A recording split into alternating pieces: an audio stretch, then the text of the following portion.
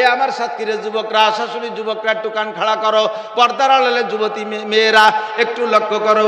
2 নম্বর তোমার ইমিগ্রেশন হলো বিশেষ করে খাস করে আনসাবাবিহি যৌবনকাল, ভেরি ভেরি ইম্পর্টেন্ট টাইম। বুড়ো হয়ে গেলে ভালো সবাই হয়, কথা কর না কা। গোলেস্তার ভিতরে পড়ছি, শেখ সাদি রহমাতুল্লাহ আলাইহি রাস্তা দিয়ে হেঁটে যাচ্ছে, যার পথে দেখে যে এক বুড়ি রাস্তার পাশে বসে কুজো এরকম রুকু হয়ে গেছে, চিত হয়ে শুলি এরকম কুড়ায় তাই সুজায় না। এই বুড়ির পাকতি আর কিছু বাকি নাই, চুল বাইকে ফকা ফক পাটের মতো সাদা হয়ে গেছে। বুড়ি এবার এই যুগের মতো তো আর কোনোটা এই প্রসাদনী ছিল না, আড়ির ভাষাতে একটু কালি কাহিয়েই নিয়ে কলার ভাতার উল্টো ভাষা তুই সর্ষের তেল দিয়ে ফেটিয়ে এই চুলি মাছ আয়না ধরে দেখে যে চুল পাইয়ে সাদা হয়ে গেছে। এখন তো বুড়ো তো কেউই হতে চায় না, কতক্ষণ এই যে আমাগো পাইয়ে সাদা হয়ে গেছে, কালো কলম লাগানো কবিরা গুনা মাকরু তাহরিমি, এই জন্য লাল লাগাই, সাদা পছন্দ হয় না। চুল দাড়ির সাদা পছন্দ করি না, কালি মাখাই। ও বুড়িও ইয়াং সাজবে বিদায় এই কালি মাখাইয়া ইয়াং সাজতে চেষ্টা করতেছে। তা কালি বানাইছে কি দিয়ে, হাড়ির বাসার কালি সরষের তেল দিয়ে ভেটে আয়না ধরে মাখাচ্ছে। শেখ সাদি কবি মানুষ সামনে বাঁধিয়ে গেছে, ধরা পড়ে গেছে। শেখ সাদি কয়, এক বুড়ি বসি রং ঘষি ঘষি কালো করছি লোক কেশ, এক বুড়ি বসি রং ঘষি ঘষি কালো করছি লোক কেশ, কহিলাম গো বুড়িমা তোমার বুদ্ধি তো আছে বেশ, পাকা চুল কালো হইবে হয়তো কালো রং মাখাইলে, কুজপির তব হবে না কো সোজা হাজারো মালিশ দিলে। ইয়াং হওয়ার জন্যে, যুবতী হওয়ার জন্যে কালি চুল কালা হলে হবে না চাষি, মাজাও সোজা হওয়া লাগবে। কালি মাখাইয়া চুল কালা করবা, মাজা সোজা করবা কোন মলম দিয়া? মাজা সোজা না হলে তো তোমার ইয়ং কবে না, কবে নাকি কথা কন? ইয়াং হওয়ার জন্য চুলও কালা লাগবে, গায়ের চামড়া টান টান লাগবে, মাজাটা সোজা লাগবে। একদিকে থাকবা কুজইয়ে আর একদিকে কালি হাইয়ে চুল কালা করবা, ওরে ইয়াং পায় না। এক বুড়ি বসি রং ঘষি ঘষি কালো করছিল কেশ, কহিলাম গো বুড়িমা তোমার বুদ্ধি তো আছে বেশ, পাকা চুল কালো হইবে হয়তো কালো রং মাখাইলে, কুজপির তব হবে না কো সোজা হাজারো মালিশ দিলে। এবার বুড়ি জবাব দেয়, সিংহের মতো শক্তি সাহস সব হয়ে গেছে গত, কোনো মতে আজ বেঁচে আসি ভাই খাক শিয়ালের মতো। সাদি তুই তো জানিস না আমার বাড়ি সুন্দরবনের কাছে। এই সুন্দরবনের কাছে আমি যখন আমার নতুন পুত্রবধূ হয়ে আমি আসি আমার স্বামীর বাড়ি, আমার স্বামীর অনেক ছাগল গরু এনতে চড়াইতো। স্বামী কাজে চলে যাইতেন, আমারে বলতো যে বাঘে এসে আক্রমণ করতে পারে, তুমি একটু চোখে চোখে রেখো। আমি পাহারা দিছি। আমি এমন একটা শক্তিশালী যুবতী মহিলা এই বাড়ি আসছিলাম যে একদিন আমার ছাগলের পালের থেকে একটা বাঘে ছাগল ধরে নিয়ে যায়। আমি দৌড়ে যাইয়া বাঘের গলা চিবিয়ে ধরিয়ে তার জিব্বে বেড়ে ফেলাইছি, বাঘরে আমার হাতের মধ্যে মেরে ফেলাই দিয়ে আমি তার মুখের থেকে ছাগল কেটে নিয়ে এসেছি।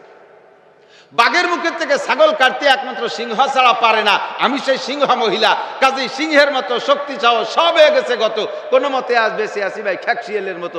এখন এই খ্যাক শিয়ালের মতো ছোট মোটো বসে রয়েছি, তাই তো তুমি সাদি আমার ধিক্কার দিলে। বুড়ো যারা এখানে আছেন, জঙ্গল করছেন কতবার, কত বাঘের সাথে লড়াই করছেন, এখন বাঘ না বিলেই দেখলিও ভয় রে, কথা কর না গা, ঠিক না? এই বুড়ো হয়ে গেলি দরবেশ সবাই সাজে, বুড়ো হয়ে গেলি দরবেশ সবাই সাজে। শরণ খোলা দিয়ে ওই দিক দিয়ে একবার গেছিলাম মাহফিল করতে, তা সুন্দরবনে ডোকপো ছোট্ট একটা নদী আছে, ওই শরণখোলার মাথায় ওই কি বলে রাজাপুরের ওখানে তো একটা বাঁশের সাঁকো কয় নাকি, সাঁকো পার হয়ে উপার যায় এই সুন্দরবন। তো যাবো ওই জায়গায়, যাওয়ার পরে বলতেছে যে হুজুর এই জায়গায় একটা বাঘ 7 দিন বসা, কি যে খায় তা জানি রে, 7 দিন কোনো শিকার করার ক্ষমতা নাই। সামনে যে হরিণ হেঁটে যায়, খাওয়াই দিয়ে ধরার বল নাই। বহুত বয়সী প্রবীণ বাঘ, দুর্বল হয়ে গেছে, কাজে কাজে সারের গোড়ায় বসে বসে সুবহানাল্লাহ আলহামদুলিল্লাহ পড়তেছে। আগে লাভ দিলি সামনের দিক 22 হাত যাইতো, আর এখন লাভ দিতে গেলে পিছনে 3 হাত পিছনে যায়, সেটুকু উঠতে পারে না। কাজে কাজেই দরবেশ সবচেয়ে বুজুর্গ হয়েছে। এই জন্য এক শায়ের বলে, দরজবানি তো যুবক আমার দিক, তোমার আমি জান্নাতের সুসংবাদ দেবো, একটু আসো। দরজবানি তওবা করদান শিবায়ে পয়গম্বরিস, অক্তে পীরি গুরগে জালেম মিশাবাত পরহেজগার। যৌবনকালে ইবাদত করা নবীদের স্বভাব। যেই যুবক তার যৌবনকালটাকে ইবাদতের মধ্যে কাটাইবা, আমার সোনা প্রিয় বন্ধু যুবক, দুর্গা পূজায় যাবা না, সরস্বতী পূজায় যাবা না, লক্ষ্মী পূজায় যাবা না, কালী পূজায় যাবা না, হিন্দুদের বেলায় যাবা না, জারি গানে যাবা না, যাত্রা গানে যাবা না, করসা গানে যাবা না, সার্কেসে যাবা না, সিনেমায় যাবা না, ফেসবুক ইউটিউবের ভিতরে ল্যাংটা ছবি দেখবা না, গেম খেলে খেলে সময় নষ্ট করবা না। মূল্যবান সময়টা নামাজের মধ্যে কাটাও, ইবাদতের মধ্যে কাটাও। সৎ কাজের আদেশ করো, অসৎ কাজের নিষেধ করো। সমাজের ভিতরে দুষ্কৃতিকারী কারা, মদ গাঁজা বা ফেন্সিডিল খায় কারা, তাদের বিরুদ্ধে তোমরা একটা আন্দোলন গড়ে তোলো, একটা সংগঠন গড়ে তোলো। এই সমাজে মদ চলবে না, এই সমাজে গাঁজা চলবে না, বুড়ো রাইডে ঠেকাইতে পারবে না। আমরা শুধু আখিরাতের ভয় দিয়ে ওয়াজ করে চলে যাব, এটা পুলিশরাও ঠেকাইতে পারবে না। কে যে মদ খায় গাঁজা খায় তোমরা সমাজের যুবক তোমরাই জানো। এইভাবে যদি সমাজ ব্যবস্থা তোমরা যুবকরা গড়ে উঠাও, আল্লাহ নবী বলেন শাহাবুন্নে শাফি ইবাদাতিল্লাহ, 7 গুণের মানুষকে আরশে আজিমের নিচে বসাইয়া আমি হাউজে কাউসার নিজ হাতে পান করাইয়া আল্লাহ পাকের কুদরতি হাতের মেহমানদারি 500 বছর পর্যন্ত আল্লাহ তাদের মুখে উঠাই খানা খাওয়াবে। একটু জোরে কর না সুবহানাল্লাহ। এই মেহমানদারি পাবা যুবক তুমি যদি তোমার যৌবনকালটাকে, মূল্যবান সময়টাকে ধর্মের কাজে লাগাও। যৌবনকালে গুনাহ যেমন বেশি করা যায়, যৌবনকালে ইবাদতও বেশি করা যায়, ঠিক না? আপনাদের এলাকাতে চেনেন কি চেনেন না জানি না, হিন্দুরা সবাই চেনে। আমাদের গোপালগঞ্জে সবকিছুই বড্ড বড্ড আছে আগেরতেই। সদর শাহ হুজুর গোপালগঞ্জ, শেখ সাহেব বঙ্গবন্ধু গোপালগঞ্জ, শেখ হাসিনা গোপালগঞ্জ, ওগুলো উলাকান্দি হিন্দুকে ঠাউর বাড়ি হয়েছে। গত 2-3 বছর শেখ হাসিনা থাকতে মোদি আসলো না, ও জুমো পড়ছে উলাকান্দি যাই। উলাকান্দি ঠাকুর বাড়ি 20 থেকে 30 লাখ হিন্দুদের সমাগম। আপনাদের সাতক্ষীরের হিন্দুরাও যায়, আগে পায়ে হেঁটে যেত আমরা দেখছি, এখন তো গাড়ি ঘোড়া হয়ে গেছে যায়। এই উলাকান্দি বিশাল মেলা। যুবক তুমি, এই সাতক্ষীরের যুবক, আশাশুড়ির যুবক, এখান থেকে এই যৌবনকালে ইচ্ছা করলে বাইসাইকেল চালায় তুমি উলাকান্দিও যাইতে পারো, আবার ইচ্ছা করলে বাইসাইকেল চালায় চরমোনাইও যাইতে পারো, ইচ্ছা করলে উলাকান্দি যাইতে পারো বাইসাইকেল চালাইয়া, ইচ্ছা করলে বাইসাইকেল চালায় তুমি ইস্তেমার মাঠেও যাইতে পারো, ইচ্ছা করলে যুবক তুমি সারা রাত দাঁড়ায় দাঁড়ায় তাহাজ্জুদের মধ্যে কাটাইতে পারো, ইচ্ছা করলে সারা রাত দাঁড়ায় মেসি আর নেইমার ফুটবল খেলা টেলিভিশনের সামনে দাঁড়ায় দাঁড়ায় সারা রাত দেখতে পারো। পারে কি পারে না? আর এগুলো করছে কি করে নাই? সারা রাত দাঁড়ায় দাঁড়ায় রাত 3টেয় ম্যাচ দেখার জন্য সেই সন্ধ্যে রাত্রিতে দাঁড়াইছে, ফাঁকে এক গম দেয়নি, যে গমের মধ্যে যদি চলে যায়, যদি এক ম্যাচ ছুটে যায় তাহলে কত বড় গুনাহ হতে পারে, সগীরে কবির একটা কিছু হয়ে যেতে পারে, জীবনের বিশাল ক্ষয়ক্ষতি হয়ে যেতে পারে। যুবক সারা রাত দাঁড়ায় দাঁড়াইয়া শীতকালে রাত মেসি নেইমার খেলা দেখছো, তুমি যখন পারো কেন তুমি তাহাজ্জুদ করতে পারবা না? ওটা পারো, এটা কেন পারবা না? কতক্ষণ এই শাহাবুন্নেসা 2 নম্বর ইমিগ্রেশন আনসাবাবি ফি মাবলা, আনসাবাবি ফি মাবলা। ও যুবক, তোমাদের পায়ে ধরি শোনা, একটু নামাজ পড়ো, একটু নামাজি হও, একটু দিনদার হও, একটু ভদ্র হও, আসো তুমি একটু ছায়াতলে আসো। তোমাকে মরার পরে এই শুধু উঠা পর্যন্ত শেষ না, 4টে ইমিগ্রেশনে জবাব দিতে হবে যৌবনকাল কোথায় কাটাইছো। আদিক তাকান, এদিক তাকান। আমাদের ফরিদপুরের একটা গল্প মাঝে মাঝে বলি। একদিন মাহফিলে গেছি ফরিদপুর শহরে। মাহফিলের শেষে, মাহফিলের শুরু থেকে শেষ পর্যন্ত একটা যুবক, মাথায় পাগড়ি আছে, পাতলা ফিসফিসে দাড়ি, গায়ে জুব্বা, মাথায় পাগড়ি, আমারে খুব খেদমত করতে। কথা না বলি মুরব্বীরা, এই ছোটরা, এই খেয়াল করো, ও দিয়ে কি এর বিয়ে, এই যে ক্যামেরা আছে না, সকালবেলা দেশ সব পেরে আসবে না, ওইতে নামাজ কিনে, আর ওই দিয়ে এই ফিকির করতে করতে কি করতেছি তার তো শুনতে হবে, সুযোগ পাচ্ছিস না। যাই দিয়ে তোকে ধ্বংস করে দেয়, তাই নিয়ে হেরে বসে কুয়োরা হতেছিস। যেই মোবাইলের বিরুদ্ধে আজ করতে, সেই মোবাইল নিয়ে এবং মঞ্চে গুইয়াম তম্বুরে মঞ্চে সারাই। আমি কি কই, আমার সারিন্দে কি কয়, আমিও কইতে চাই একটা, সারিন্দে কয় আর একটা। মাঝে মাঝে মেয়েরা যদি শ্বশুর বাড়ি একটু এলোমেলো করে, তাহলে ওই মেয়ের শাউড়ি মেয়ের মারে নালিশ করে, তোমার মেয়েদের একটু বুঝোই দিতে পারো না? তা মাইয়ে রে মা বুঝোই কোন সময়? আপনাকে এদিক সিস্টেম জানি না, আমাদের ওদিক হলো বিকেলবেলা মা মেয়ে একসাথে লাইন ধরে বসে উকুন মারে, আর ওই মধ্যে কোলের মধ্যে বসাইয়া ওই চুল বিলি দেয়, আর উন মারে, আর ওর মধ্যে বুঝোয়। তা মেয়েরে কোলের মধ্যে বসায় বসায় মেলাটা বুঝেছে, শাউড়ির সাথে ভালো ব্যবহার করতে হয়, শ্বশুরি ইত্যাদি ইত্যাদি। ঘন্টাখানিক বুঝানোর পরে বলছে, বুঝছিস? কলে হ্যাঁ বুঝছি। কি বুঝছিস? কয় যার সাইডে গেলে কুড়ি পরে। তার মানে সাইডে গেলে কুড়ি। আমি তো কি কইছি, আর তুই কি বুঝলি? ওর মা ওরে ওই যাবে বস করতেছে, আর ওই গর্তের দিক তাকায় রয়েছে, দেখে যে পিঁপড়ে যাচ্ছে গর্তের মধ্যে, তা 16টা গেছে, সাইডে গেলে কুড়ি পরে। ও চাইয়ে রয়েছে পিঁপড়ের দিক, 16টা গেছে, সাইডে গেলে কুড়ি পরে। ওদিকে ওর মা ওরে বুঝোই সাফ করে ফেলে দিচ্ছে। আমি চিল্লেছি কদ্দুরিতে আসি, আর ও সাইডে গেলে কুড়ি পরে। যুবক খেয়াল করো, তুমিও যুবক, সেও যুবক। ওই যুবকটা পারলো, তুমি যুবক পারবা না কেন? আল্লাহ যদি এইভাবে অ্যারেস্ট করে জবাব দিতে পারবা না। একই কলেজে পড়া ছাত্র, একটা দাঁড়ায় মতে খাড়াই খায়, আইটে পায়খানা করে, আর আরেকটা সম্পূর্ণ সুন্নতের পাবন্দি করে। আছে না কলেজের ছাত্র? আছে না কলেজের ছাত্র দ্বিমুখী? ওই যুবক ছেলেটা আমার পর্যাপ্ত খেদমত করছে। অবশেষে যখন বিদায় নিয়ে চলে আসি, তখন ছেলেটা বলতেছে, হুজুর এত মানুষ তো সাক্ষাৎ করে, কয়জনের নাম শুনে পারা যায়? ওর মনে মনে একটু তাকা যা যে হুজুর একটু আমার জিজ্ঞেস করুক আমি কে, আমি কি করি, একটু মনে শখ। তা আমি যখন জিজ্ঞেস না করেই বিদায় নিয়ে চলে আসতেছি, তখন ওই ছেলেটা বলতে, হুজুর শুরু থেকে শেষ পর্যন্ত পিছিয়ে লেগে থাকলাম, একটা বার একটু জিজ্ঞেস করলেন না আমি কে? তোর ওর এই আবেগটা খুব হিট করছে আমার ভিতরে। আমি জড়াই দিয়েছি, বাপ সত্যি ভুল হয়ে গেছে। বলো তোমার নাম কি? কি যেন নাম বললো। তুমি কি করো? কয় যে আমি রাজেন্দ্র কলেজে পড়ি। ওরে দেখে আমি মনে করছি ফরিদপুর শহরের কোনো মাদ্রাসার ছাত্র হবে। আমি এত খেদমতে মানে মাভূত হয়ে গেছি, খুশি হয়ে গেছি। তো বলতেছি আমি কলেজে পড়ি। আমি, তুমি কলেজে পড়ো? কলেজে পড়ি এই সুরত, এই চেহারা? জি হুজুর, আমাদের আরো সাথী ভাই এরকম আছে, তোমার জন্য দোয়া করি, তুমি অনেক বড় হও। তো বলতেছে হুজুর দোয়াও করবেন, সাথে সাথে আমি একটু কোথায় থাকি, আমি একটা রুমে একাই থাকি, একটু দেখবেন আমার রুমটা একটু পা দিয়ে একটু বরকত দিয়ে যাবেন, দোয়া দিয়ে যাবেন। চলো যাই। তোর রুমের মধ্যে ঢুকেই আমি নতুন একটা হিদায়ত সংগ্রহ করছি। ওর রুমের মধ্যে ঢুকে একটা নতুন হিদায়ত সংগ্রহ করছি, যা আমার পিছনে আমার নিজের এত কিতাবাদি পড়ার ভিতরে আমার অভিজ্ঞতা ছিল না। বয়ান আমিই করছি, আমার বয়ান শুনে তার ভিতরে এই পরিবর্তন, অথচ সেই দিক আমার মাথা যায়নি কোনোদিন। আমি রুমের মধ্যে ঢুকে দেখি চোখ বরাবর দরজা দিয়ে ঢুকেই যে ওয়ালটা, ওর গায়ে লেখা বাংলায় বড় অক্ষরে আল্লাহ দেখে। আল্লাহ। ডান দিক তাকায় দেখি এ ওয়ালেও লেখা আল্লাহ দেখে, ওদিক তাকায় দেখি সে ওয়ালেও লেখা আল্লাহ দেখে। দরজার দুই পাশে দুইটি ওয়ালে তাতেও লেখা বাংলায় লেখা আল্লাহ দেখে। ছাদের দিক তাকায় দেখি তাতেও লেখা আল্লাহ দেখে। আমি কই তুমি এ কি এসো? কই যে হুজুর আপনি একদিন বলেছিলেন বয়ানে যে গুনাহ থেকে বাঁচতে হলে তিনটে কল্পনা করলে বাঁচা যায়। তিনটে কল্পনা। এক নম্বর কল্পনা হলো আমি যে গুনাহ যখন যে হালাতে করতেছি, ওই হালাতে ওই অবস্থায় গুনাহ সহ আমাকে কে দেখে? একটু কন্যা কে দেখে? সামিউন বাসির, শোনেও দেখে। যে হালাতে তুমি ল্যাপের মধ্যে কম্বল মুড়ি দিয়ে তারপরে মোবাইল দেখো, তুমি মনে হচ্ছে আব্বা মা কেউ দেখে না, আল্লাহ মনে হয় দেখে না। তাই আল্লাহ দেখে কি দেখে না? ওই গভীর জঙ্গল সুন্দরবনের ভিতরে যাইয়া গহীন জঙ্গলের ভিতরে যদি বসে কিছু করেন তা তো আল্লাহ দেখেই না। দেখে? ওই আটলান্টিক মহাসাগরের স্তরের পাশ দিয়ে করলি তো জায়গা ফেরেশতাও নাই, আল্লাহ দেখে না। আল্লাহ দেখে। সর্ব হালাতে আমি যে গুনাহ যে হালাতে করি ওই হালাতটা আমার আল্লাহ দেখে। এইটা মনে করলে যে আল্লাহ আমি জিনা করতেছি, আমি জিনা করতেছি নাউজুবিল্লাহ, এই হালাতটা আল্লাহ দেখতেছে। আল্লাহর সামনে কি করে করি? আমি সুদের টাকা হাতে নিচ্ছি, এই হাত দুটি আল্লাহ দেখতেছে। লেনেওয়ালা দেনেওয়ালাকে আল্লাহ দেখতেছে।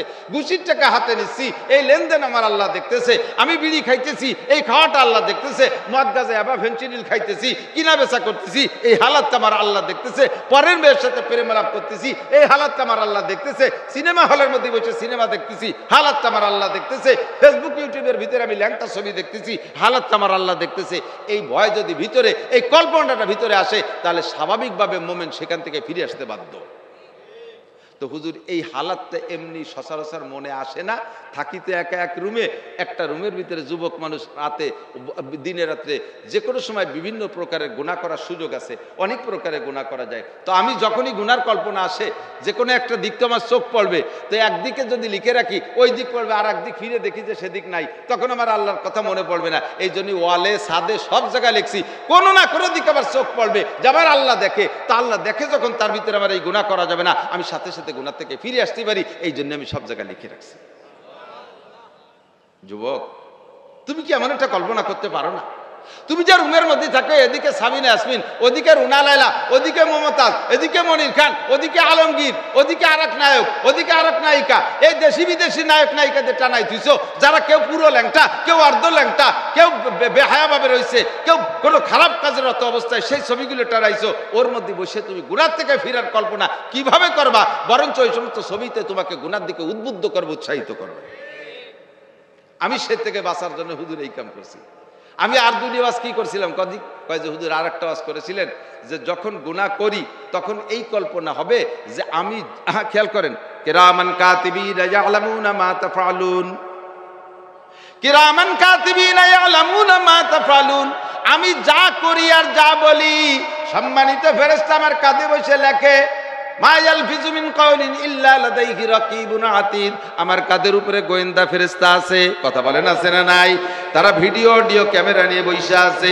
আমি যে কথা বলি আর যে কাজ করি সব তারা অডিও করে, ভিডিও করে, এগুলো লিখে লিখে তারা এক জায়গায় জমা করে। এগুলো শেষে অবশেষে কি করে? আল্লাহ কাওয়া কুল্লা ইনসানিন আলজামনাহু তাইরাহু ফি উনুকিহি ওয়া নুখরিজু লাহু ইয়াওমাল কিয়ামাতি কিতাবান ইয়ালকাহু মানসুরা ইকরা কিতাবাকা কাফা বিনাফসিকা আল-ইয়াওমা আলাইকা হাসিবা মান ইহতাদা ফা ইন্নামা ইয়াহতাদি লিনাফসি ওয়া মান দাল্লা ফা ইন্নামা ইয়াদিল্লু আলাইহা ওয়া লা তাজিরু ওয়াজিরাতুন বিজরা উখরা ওয়া মা কুন্না মুআদ্দিবিনা হাত্তা নাবআসা রাসূলা। আল্লাহু আকবার। যে যা করো, যে যা বলো সব লিখে আমলনামা লিখা তোমার মরণের সময় ফেরেশতারা তোমার রুহের গলায় ঝুলাই দিয়ে চলে যাবে। তোর এই পচা গান্দা আমলনামা, এতে কুইয়ে গন্ধ, পচা গন্ধ, মরা গরুর গন্ধ, এই পায়খানার গন্ধ, ও আমি বয়ে নিয়ে বেড়াতে পারবো না। তুই জীবন ভরে যা আকাম কুকাম যা করছিস ভালো দিয়ে মন্দ দিয়ে মিশিয়ে তোর বস্তা ভরে তোর গলায় ঝুলো দিয়ে গেলাম। কিয়ামতের ময়দানে সাক্ষাৎ হবে।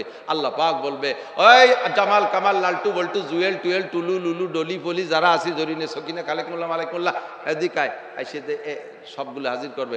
বলবে আমল নামা দেখাও, নামাজ কালাম পড়ছো, রোজা রাখছো। কয় আল্লাহ জীবনও আমি মসজিদ দিতে বারোই নেই, অথচ মসজিদে ঢোকেই নেই। প্রচুর মিথ্যে কথা বলা শুরু করবে। আল্লাহ তাআলা কয় নাকতিমু আলা আফওয়াহিহিম, শাট আপ, মুখে মোহর লাগাই দেব। চূড়া দুনিয়ার মিথ্যে কথা এতদিন দুনিয়ায় থাকতে কইছিস, আর এখন আমার সামনে এসে মিথ্যে কথা বলি তোর মুখ বন্ধ করে দেবো। তা মুখ বন্ধ হলে কথা কবে না কেটা? কয় তুকাল্লিমুনা আইদিহিম কথা সাধু আরজুলুহুম, তোর হাতে সাক্ষী দেবে, তোর পা সাক্ষী দেবে, তোর ঠোঁটে আলাদা করে বলবে, তোর চোখে আলাদা করে বলবে, তোর কানে বলবে যে আমি গান শুনেছি, তোর চোখে বলবে আমি নায়ক নায়িকার ছবি দেখেছি, তোর পা বলবে আমি অমুক জায়গায় গানের আড্ডায় দুর্গাপূজা আমি পায়ে হেঁটে গেছি। আরে ভাই দুর্গাপূজায় যা কি হালাল? মুসলমানের জন্য দুর্গাপূজায় যা জায়েজ? কথা কর না কেন? মুসলমানের জন্য দুর্গাপূজায় জায়েজ, যাওয়া জায়েজ। যদি কোনো মুসলমানের কার্যক্রমকে প্রশংসা করে যে মুসলমানদের এই ধর্মীয় এই কাজটা খুবই ভালো কাজ, আপনারা করেন, তাদের পরামর্শ দেন, সঙ্গে সঙ্গে ওই মুসলমান কাফের হয়ে গেছে, ওই মুসলমানের বউ তালাক হয়ে গেছে, ওই মুসলমানরা জানাজা পড়া জায়েজ নাই, ওই মুসলমানের কবরস্থানে দাফন করা জায়েজ নাই। তুমি সেই জায়গায় যে দল ভারী করো মুসলমান, দুর্গা পূজায় যে আড্ডা মারো আর শুকর আদায় করো, আলহামদুলিল্লাহ দুর্গা পূজায় আসতে পেরে আমি আল্লাহ শুকর আদায় করি, বেঈমান কাফের হয়ে যাবে। কথা বলেন ঠিক কি ঠিক না? মুসলমান সেই দুর্গা পূজায় যাইয়া হিন্দু বাড়িতে লাড্ডু খাও, তোমার সাথে তো তারা কোনোদিন এক টুকরা কুরবানির গোশত খাতি আসলো না। কথা কন না কে? হিন্দুরা তোমাদের সাথে শবে বরাতে নামাজ পড়ে তো? আপনাদের সাথে পড়ে ঈদের নামাজ তো অবশ্যই পড়ে আমাদের সাথে। হ্যাঁ, যে উমরায় তো যাই, চরমোনাইও যায়, ইস্তেমার মাঠেও যায়, গেলি যায় ব্যবসা করতে, ওয়াজ শুনতে যায় না, ঠিক না? আর তুমি সেই জায়গায় যে ঢোল ডগর বাজানো দেখো মুসলমান, তোমার এই হালাতটা ফেরেশতারা লেখে আর আল্লাহ স্বয়ং দেখে। ফেরেশতারা লেখে আর আল্লাহ দেখে। কিয়ামতে খুলে দেবে, ইকরা পড়, আছে না নাই দেখ, ইকরা। ভয় পাচ্ছেন না? আল্লাহর সামনে আমলনামা খুলে দেবে, ইকরা। খোদার কসম আল্লাহর কোরআন সত্য, আল্লাহ পাক বলছে ইকরা পড়, আছে না নাই? কিতাবাকা, তোর কিতাব যা জীবন ভরে লেখছে ফেরেশতারা, সেই কিতাব পড়। কাফা বিনাফসিকাল ইয়াওমা আলাইকা হাসিবা, আমি তোর সাথে মৌখিক ঝগড়া করব না, তোর কিতাবেই প্রমাণ করবে সব। একটুও ভয় পাচ্ছেন না? কার সামনে দাঁড়াবেন? আজকে খেয়াল করেন, এই 2 দিন খবরে পড়তেছি, দেখতেছি বাংলাদেশের সেনাবাহিনী তো সেনাবাহিনী, তাদের আর ভিন্ন কোনো পরিচয় দেওয়া লাগে না। আল্লাহ দেশের সেনাবাহিনী সর্বস্ব ক্ষমতার অধিকারী, প্রশাসনিক ক্ষমতা, সমরাস্ত্রের ক্ষমতা তাদের। সেই সেনাবাহিনীর বাছাই করা 24 জনকে আজকে কোর্টে যাইয়া জবাবদিহি করা লাগবে, ভিতরে প্যালপিটেশন শুরু হয়ে গেছে।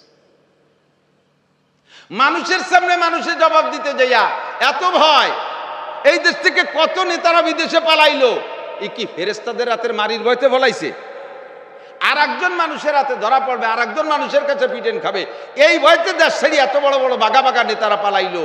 ও দোস্ত, কিয়ামতে আল্লাহর সামনে জবাব দিতে হবে রে যুবক। তোর পায়ে ধরে ফিরে আয়, আল্লাহর সামনে জবাব দেওয়া লাগবে, আল্লাহ পাকের সামনে জবাব দেওয়া লাগবে। এই কথাটা ভাবো, ফেরেশতারা লিখতেছে, আমলনামাখান খুলে তোমাকে দেওয়া হবে, আর তুমি দেখে বলবা, তুমি অস্বীকার করতে পারবা না। যখন সবই আমলনামার মধ্যে দেখবা, কি বলবেন? লা ইউগাদিরু সগীরাতা ওয়ালা কাবীরাতা ইল্লা আহসাহা ওয়া ওয়াজাদু মা আমিলু হাদিরা ওয়ালা ইয়াজলিমু রাব্বুকা আহাদা। আল্লাহ চুল পরিমাণ জুলুম করে নাই, আমি যাহা করেছি তাহাই লিখেছে। সুন্দরবনের জঙ্গলের মধ্যে যা কাম করছি তাও লেখছে, কলেজের পিছনে দাঁড়ায় দাঁড়ায় দুজনে যা গল্প করছি তাও লিখে তুইছে, যেখানে যা করছি সব পাই টু পাই জায়গা ঠিকানা সহ লিখে রাখছে। এইটুক ভয় যদি অন্তরে থাকে তাহলে গুনাহ করা যাবে না। কথা কন। আর 3 নম্বর গুনাহ থেকে বাঁচার একটা কথা বলবো বলবো বলবো অপ্রয়োজনীয় কথা বলতেছি নাকি তা তো আমি বুঝতে পারতেছি না। 3 নম্বরটা হলো, তুমি গুনাহ করার সময় ভাবো যে ওই অবস্থায় হুবহু ওই হালাতে তোমার মরণ হতে পারে। কথা কন। জিনায় রত অবস্থায় মরণ হতে পারে কি পারে না? মদ মুখে থাকা অবস্থায় মরণ হতে পারে। কয়েক বছর আগে আমাদের ফরিদপুরের এক জায়গার নাম খাসভাবে কব না, ওই ইউটিউব সেই জায়গায় চলে যাচ্ছে। আবার আমি গেছি সেই এলাকা ওয়াজ করতে, তাই সে একজন আমার জিজ্ঞেস করতেছে, হুজুর আমাদের এলাকার একটা ছেলে গত রমজানে মারা গেছে, কি যে মরণ হুজুর। তার মরণের পর তার মা কাঁদতেছে, এক মার এক ছেলে, এক মার রমজানে মারা গেছে, মরছে রমজানে। 2 নম্বরে 27-এর রাতটা আবার শুক্রবারের রাত। কত ফজিলত পাইছে চিন্তা করতে পারে। মরছে পানিতে পড়িয়ে, তাও কোন জায়গা? 18 প্রকারের মরণকে শহীদি মরণ বলে, তার ভিতরে একটা হলো পানিতে পড়িয়ে মরা। মুসলমান হতে হবে শর্ত। আমাকে গোপালগঞ্জের ওইদিক বহু হিন্দু শহীদ আছে, শহীদ হরিপদ এরকম শহীদ না, মুসলমান শহীদ হতে হবে। পানিতে পড়ে মরলে শহীদি দরজায় মরণ। তাহলে কি কত দামি বলেন? 1 নম্বরে রমজান মাস, 2 নম্বরে 27-এর রাত, 3 নম্বরে রাতটা জুমার রাত, 4 নম্বরে পানিতে পড়ে মরছে। এই মরণের পর যতই দামি মরণ হোক, মার কি সহ্য হয় নাকি? মা কানবে না? স্থানীয় হুজুর যাইয়া তার মারে সান্ত্বনা দিচ্ছে, কাকি এভাবে কাইন্দেন না। এমন কপাল কয়জনের আছে কিয়ামতের মাঠে আপনি শহীদের মা হিসেবে পরিচয় দিতে পারবেন, শহীদের মা হিসেবে পরিচয় দিতে পারবেন। আপনার সন্তান শহীদ, মরতে তো হবেই, যে কে মারে তাইকে সান্ত্বনা দিচ্ছে। এখন ওই লোক এসে আমার কাছে জিজ্ঞেস করতে, হুজুর সত্যি কি শহীদ নাকি? আমি বলি হ্যাঁ, এরকম হলে তো শহীদ হওয়াটাই স্বাভাবিক, কারণ রমজান সব দিক দিয়ে তো একেবারে পারফেক্ট। এখন বলতেছে যে হুজুর ও হলো মরছে কিভাবে পানিতে পড়ে, ওই কি এক প্রকারের মদ আছে, ওই খাওয়ার পরে গরুর গোস্ত খাতে হয়, টানা ফালি ঘুরে ঘুরে যে জ্যানে শ্যানে পড়িয়ে মরে, ও তাই খাইয়ে সে গরুর গোস্ত পাইনি, সে ঘুরে যে পানির মধ্যে পড়িয়ে মরছে। এইবারে মরণ কি শহীদ হবে হুজুর?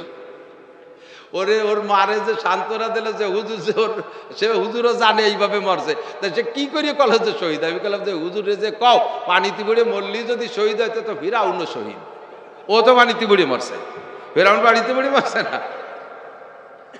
মরণটা তোমার কেমন হবে, হাসরটা তোমার তেমন হবে। হাদিস পরিষ্কার, তামুতুনা কামা তাহইয়ান ওয়া তুহশারুনা কামা তামুতুন। নবী পাক বলেন তোমার জীবন যাপন যেমন হবে, মরণ তোমার তেমন হবে। মরণটা যেমন হবে, হাসর মাঠে উঠা তেমন হবে। দাড়ি কাটা অবস্থায় জীবন যাপন, দাড়ি কাটা অবস্থায় মরণ হবে। হাসর মাঠে দাড়ি কাটা অবস্থায় দুর্গা পূজার আড্ডার মধ্যে গেছো, ওই জায়গাতে যদি মরণ হয়, ওই পূজা পাঠ সহ তোমার হাসরের মাঠে উঠানো হবে। জিনা করা অবস্থায় যদি মরণ হয়, ওই অবস্থায় হাসরে উঠবা। মদ গাঁজা অবস্থায় যদি হাসর হয়, ওই অবস্থায় হাসরে উঠবা। মরণ হয়, ওই অবস্থায় হাসরে উঠবা। আর যদি তুমি টুপি দাড়ি পাগড়িওয়ালা জুব্বাওয়ালা সমাজসেবক হইয়া, মসজিদ মাদ্রাসার মুতাআল্লিক হইয়া, সম্পৃক্ত হইয়া, কোরআন কিতাবের মোহাব্বতের ভিতরে থাকতে থাকতে যদি মরতে পারো, তাহলে এই অবস্থায় হাসরের মাঠে উঠবা। আর এই অবস্থায় যারা হাসরের মাঠে উঠবে তারা নবী রাসূলদের সাথে বিনা হিসাবে জান্নাতি। আল্লাহ তাআলা আমাদের নসিব করে, সবাই বলে না আমিন। কষ্ট হচ্ছে। 4টি ইমিগ্রেশন মনে আছে? কয়টা ইমিগ্রেশন? 1 নম্বরে গোটা জিন্দেগি, 2 নম্বরে যৌবনকাল, 3 নম্বরে আন মালিহি। আরে ভাই আমার দিক ভেরি ভেরি ইম্পর্টেন্ট একটা সাবজেক্ট এসে গেছে। আমি অনিচ্ছাকৃত, আমি কোনো ওয়াজ প্ল্যান করে আসি না। না আসার পরে আল্লাহ যা কয় তাই কয়। কোরআন শরীফের আয়াত পড়ি একটা, ওয়াজ চলে যায় আর একটা, আর একদিক আমার করার কিছুই নেই। উপরেতে যা আমারে কইতে কয় তাই আমি কই, স্টার্টিং আমার হাতে না। 3 নম্বর ইমিগ্রেশন বলবো, আন মালিহি, মাল সম্পর্কে জিজ্ঞাসা হবে। মিনাইন একটা সাবা, এই খালেক মোল্লা মিনাইন একটা সাবা, আব্দুল খালেক মোল্লা আছেন কেউ? থাকলে আব্দুল খালেক মোল্লা রাগ করেন না, আমি তো 2 টাকা কই। মিনাইন একটা সাবা, তুমি এত টাকা কোথায় পাইলে যে ফখরুদ্দিনের কাছে জবাব দিতে পারো না? তুমি ইউনুস ডাক্তারের কাছে জবাব দিতে পারো না? বাংলাদেশের ক্ষমতায় যারা আছে উপদেষ্টাদের কাছে জবাব দিতে পারো না? টাকাটুকু নিয়ে এই দেশের চোখা লাগে, টাকা নিয়ে কানাডার মধ্যে ঢালছো। দেশের নাম কি? দেশের নাম আমরা চোখ আলারা টাকা পাইলে কানাডারে দালান বানাই দেয়। এই টাকা পালি কোন জায়গায়? মিনেই না সাবা বলো, তোমার নামে কি এমন অ্যাকাউন্ট ছিল যে আসমান থেকে টাকা ঢুকতো? এই দেশের গরিব মানুষের কাছ থেকে ট্যাক্স নেছো, বিভিন্ন ভাবে নেছো, প্রত্যেকটা মানুষের কাছ থেকে নেছো, যে বাজারে একটু কেনাকাটা করে প্রত্যেকের কাছ থেকে ট্যাক্স নেছো, এই গরিব মিসকিন এতিম অসহায় বিধবাদের কাছ থেকেও ট্যাক্স নেছো। এই টাকা নিয়ে গুছাই গেছে ইয়া ও জায়গা তোমার দালান বানাতে কইছে কোন চোর, আর টাকা সব ফেরত আন। ইনুস ডাক্তার ফেরত না আনতে পারলেও আল্লাহ ফেরত নিতে পারবে কি পারবে না? কথা বলেন পারবে? মিনাই নাকতে সাবা কোত্থেকে কামাই? আপনি বলবেন যে আল্লাহ আমার টাকার ইনকামের ভিতরে চুল পরিমাণ সন্দেহ নাই। তুমি শোনো আল্লাহ, একটু লক্ষ্য করে শোনো আল্লাহ আমি কি কই।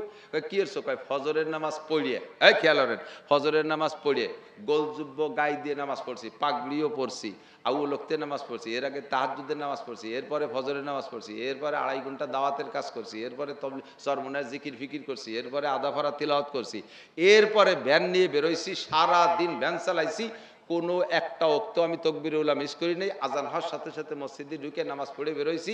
আমি কোনো মানুষের মনে কষ্ট দিয়ে টাকা নেই নেই, ভ্যানেতে নামাই দেওয়ার পরে বলছি যে যা পারেন তাই দেন, তা নিয়ে আমি চলে আসছি। জীবনে কারোর সাথে গ্যাঞ্জাম নাই। বলো আল্লাহ আমার ইনকাম কেমন? হ্যাঁ 1 নাম্বার 1 গোল্ডেন এপিলাস। এরপরে আল্লাহ কয়টা খরচ করছো কি মানে তার টুকু হয়ে যাও। কয় শনিবারে ব্যারাকের কিস্তি দিছি, ওইটা আইডিয়া। শনিবারে ব্যারাকের কিস্তি দিছি, গ্রামীণ ব্যাংকের কিস্তি দিছি, আশার কিস্তি দিছি। 3 নৌকায় উঠাছিল আমার, নুহু নবীর কিস্তা, বাঙালি জয় কি বলে আমলিগির নৌকা, এভাবে 3 নৌকা আমার ছিল। 3 কিস্তি, কিস্তি মানে তো নৌকা। আর সেই ব্যারাকের কিস্তি, আশার কিস্তি, গ্রামীণ ব্যাংক কামাই করছে কত সুন্দরভাবে চিন্তা করেন। তাহাজ্জুদ পড়নেওয়ালা, ফজরের নামাজ পড়নেওয়ালা, তিলাওয়াত করনেওয়ালা, কের মনে কষ্ট দেয় নাই, তাকবীরুল্লাহ ছাড়ে নাই, ভ্যান চালাইয়া মাথার গাম পায়ে চলে গেছে কামাই করে। সকালবেলা শনিবারের দিন 3 নৌকা 3 কিস্তিতে উঠাই দিছি। আল্লাহ কয় আসো তুমি ধরা খাও, অ্যারেস্ট। তোর এই জায়গা খরচ করতে গেছে। এই তুই কি আসছিস? আল্লাহ কামাইয়ের মধ্যে একটু সন্দেহ আছে, তাদের করতে পারিনি, বাংলাদেশ তো এখানে কামাই আসছি, পারছি যেভাবে পারছি করছি। শয়তানের সুন্নতের পর আমল করছি। শয়তানের 5টা সুন্নত, এদিক দেখেন কয়টা? শয়তানের সুন্নত কয়টা? 1 নম্বরে কামানা, 1 নম্বরে আরবিতে কালে লিখতে সাপ কামানা, শয়তানের সুন্নত। কামাই করা শয়তানের সুন্নত। কি কয় হুজুর যদি কামাই করতে শয়তানের সুন্নত? শয়তান কয় যে আমার সুন্নত আর হুজুরকে সুন্নত এক সুন্নত না। হুজুরকে সুন্নতের ভিতরে ইনকামের মধ্যে বাধ্যবাধকতা আছে, হারাম করবে না। আর আমার ইনকাম সুন্নত লাগামহীন। সুদ খেয়ে কামাই করবা, ঘুষ খেয়ে কামাই করবা, চুরি করে কামাই করবা, কালোবাজারি করবা, ডাকাতি করবা, যেভাবে পারা, জাল দলিল করবা, টোন মারবা, মন মারবা, রাস্তা মারবা, কাল মারবা, বিজিএফ কার্ড মারবা, বেশি খাবা, বয়স্ক ভাতা বেশি খাবা, এই দেশের টাকা চুরি করে নিয়ে যেভাবে পারো কামাই করবা, এটা হলো আমার সুন্নত। এই সুন্নতটা ওই শয়তানের সুন্নতটা আমল করছি ঠিক মতো। তো এভাবে কামাই করছি সব। খরচ কয় আল্লাহ খরচটা শুনলে তুমি খুশি হয়ে যাবা। এই খেয়াল করেন, খরচ শুনলে তুমি খুশি। কামার মধ্যে যদি তোমার অভিযোগ থাকে, খরচের মধ্যে অভিযোগ থাকবে না। কি খরচ করছো? মাদ্রাসায় দিছি 10 লাখ, মসজিদ করে দিছি 30 লাখ টাকা দিয়ে, 15 জনরে হজে পাঠাইছি, আর প্রত্যেক বছর কয়েক লক্ষ টাকার গরিব মিসকিন এতিম অসহায়কে টাকা দিছি। কামাই করছো কোত্থেকে? সরকারি মাল মাইরে ধরে যেভাবে পারছি করছি। লাস্টে যাইয়া কাবা ঘরের গিলাপ বানাই দিছি আমার টাকায় দিয়ে। এ টাকা বালি কোন জায়গায়? রাস্তায় দাঁড়ায় ট্রাকের সাথে মুসাফা করে করে কামাই হচ্ছে। সুরা টালটুয়াল টুতিয়েছি জায়গা তোরে হারাম লাসত কিতামিন গলুলিন, হারাম ভাবে কামাই করে তুই কাবা ঘরের গিলাপ বানাই দিলি, একটা নেকিও পাবি না। আর হালাল ভাবে কামাই করছিস শতভাগ, আবার পরের দিন যে ব্যারাকের কিস্তি দিস আর সেই টাকা দিয়ে দুনিয়ার নোংরামি করিস, তাতেও তোর এটাও তোর ইবাদত না। মিনাই নাকতাসাবা ফিমা আনফাকা, কোত্থেকে কামাই করছিস, কোথায় খরচ করছিস, পাই টু পাই হিসাব দিয়ে যা। এই হিসাবের কাঠ গড়ায় দাঁড়াইলে একজনে পার পাবো বলে মনে হয় না। কথা কন, পিছনে একটু হাত দেন, চক্ষু বন্ধ করে একটু ব্যাকে নজর করেন তো, কার কার কি হালাত আছে, কার কার কি হালাত আছে জিন্দেগিতে। আর কিছু যেমন তেমন দুইটা জায়গায় শিওর পিওর মানুষ পাওয়া বড় কঠিন। 1 নম্বরে ইনকামের ভিতরে 2 নম্বর করেন নাই জীবনেও, একথা বলনেওয়ালা মানুষের খুব অভাব। আর একজন মানুষ হলো সাবালেগ হওয়ার পরের থেকে নিয়ে আভ্যন্তরীণ চরিত্রকে শতভাগ পিওর রাখতে পারছে, এই মানুষ খুঁজে পাওয়া বড় কঠিন, ঠিক কিনা? মিন আইনা ইকতাসাবা ফিমা আনফাকা, এলো কিয়ামতের ইমিগ্রেশন বলতেছি। 4 নম্বর যুবক এদিক তাকাও, ওয়ামাদা আমিলা বিমা আলিমা, লেখাপড়া করে জানো, বই পুস্তক পড়ে জানো, কুরআন কিতাব পড়ে জানো, অথবা তাবলীগ যে শেখো, অথবা আলেম উলামার কাছ থেকে বয়ানের মাধ্যমে শুনে শিখে থাকো। মাদা আমিলা বিমা আলিমা, উলামায়ে কিরামের কাছ থেকে জেনে শুনে যেগুলো জানতে পারছো, জানার পর আমল কতটুকু করেছো, বলো আমল কতটুকু করেছো। বলো নামাজ পড়া ফরজ শুনছো কিনা, জি আল্লাহ শুনেছি। হজ করা ফরজ জানো কিনা, জি আল্লাহ জানছি। যাকাত দেওয়া ফরজ জানো কিনা, জি আল্লাহ জানি। হালাল খাওয়া ফরজ জানো কিনা, জি আল্লাহ জানি। বউরে মেয়েরে পর্দা করানো ফরজ তাকি জানো কিনা, নিজেও পর মহিলাদের দেখবে না সেখান থেকে পর্দা করা ফরজ, এটাও জানো কিনা। কয় আল্লাহ সবই জানি। আমল করছো কতটুক, কয় পারি নাই। এই জন্য এক একটা আমলের তরকের কারণে ধরে নাও একটা কবিরা গুনাহ যদি হয় ৭,৫০০ বছর জাহান্নামে পুইরা তারপরে বেহেশতে যাবা। এক ওয়াক্ত নামাজ পড়ো নাই, জি আল্লাহ পড়ি নাই। কয়েক তো পড়ো নাই, কয় সাবালে গেছি ১৫ বছর বয়সে, ৪০ বছরের মধ্যে স্লিপ করিও বলছেন দি পড়ি নাই। খুব ক্রেডিট দেখাচ্ছে। আমাকে কেউ মসজিদে নিতে পারে নাই আজও পর্যন্ত। এই শেষে আইছে ৪০-এর পরে আইছে চরমনায় পিসাবের কাছে ধরা খাইয়া এরপরে মসজিদে যাই।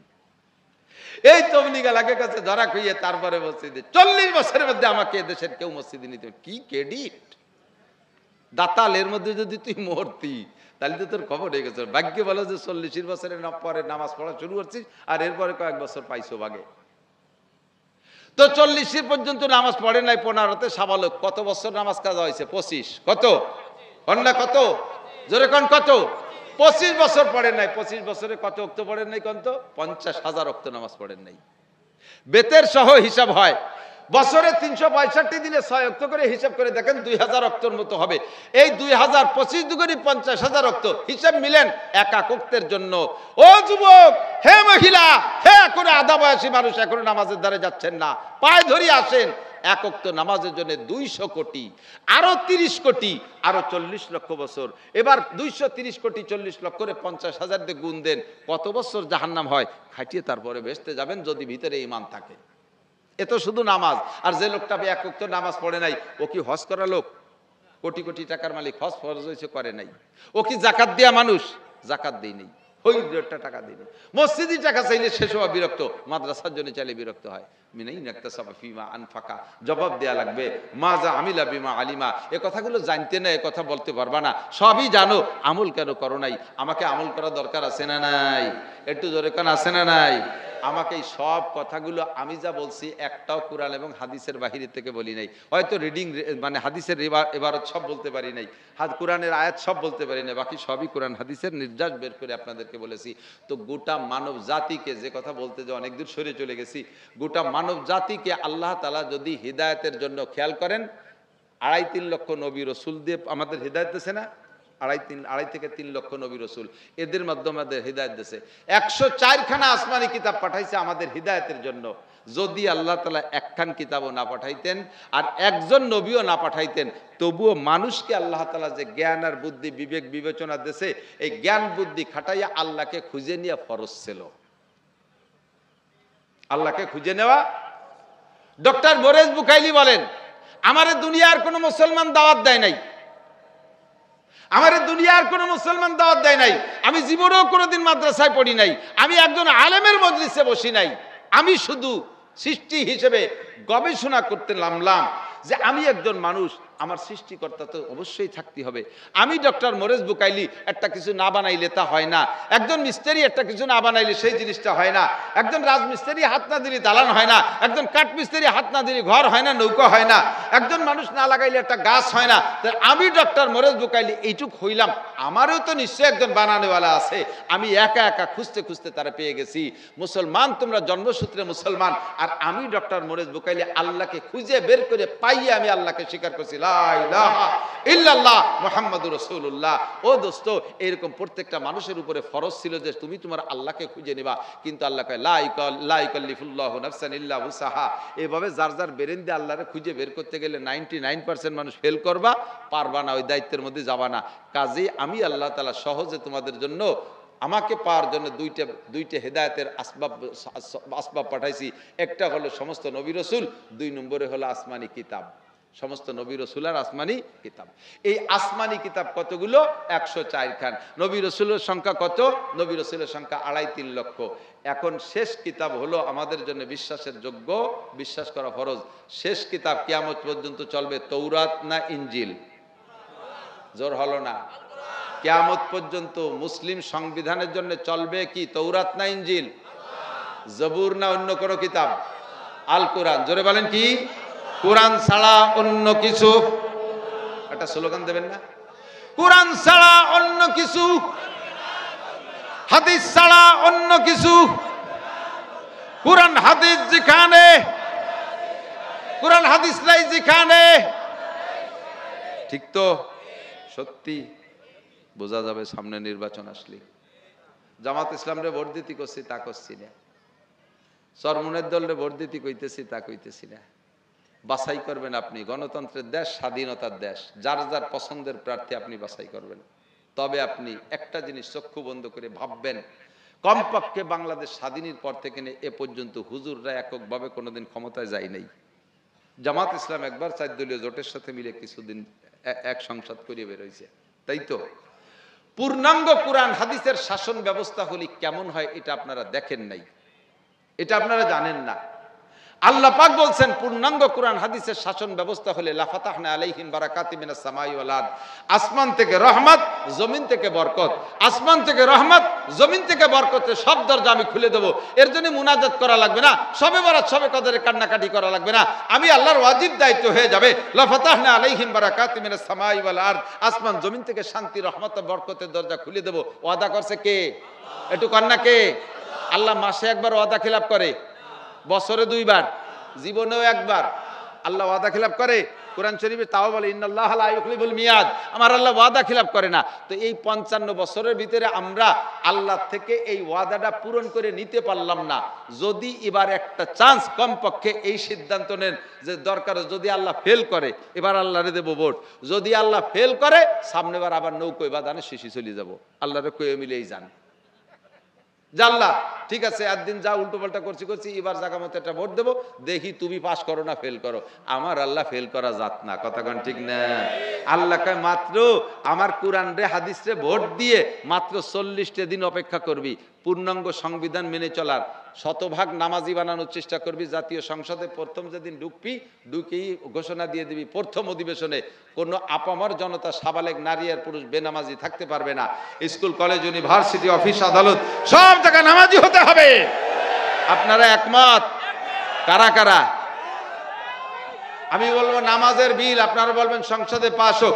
নামাজের বিল, নামাজের বিল, পর্দার বিল, পর্দার বিল, কাদিয়ানীদের কাফের ফতোয়ার বিল। সবাই কইনের মধ্যে মনে ভেজাল আছে, এই জায়গা শেষটায় ভেজাল আছে নাকি? কাদিয়ানীরা মুসলমান না কাফের? কাদিয়ানীরা কি? নারায়ে তাকবীর। 1 নম্বর বিল সংসদে নামাজের বিল।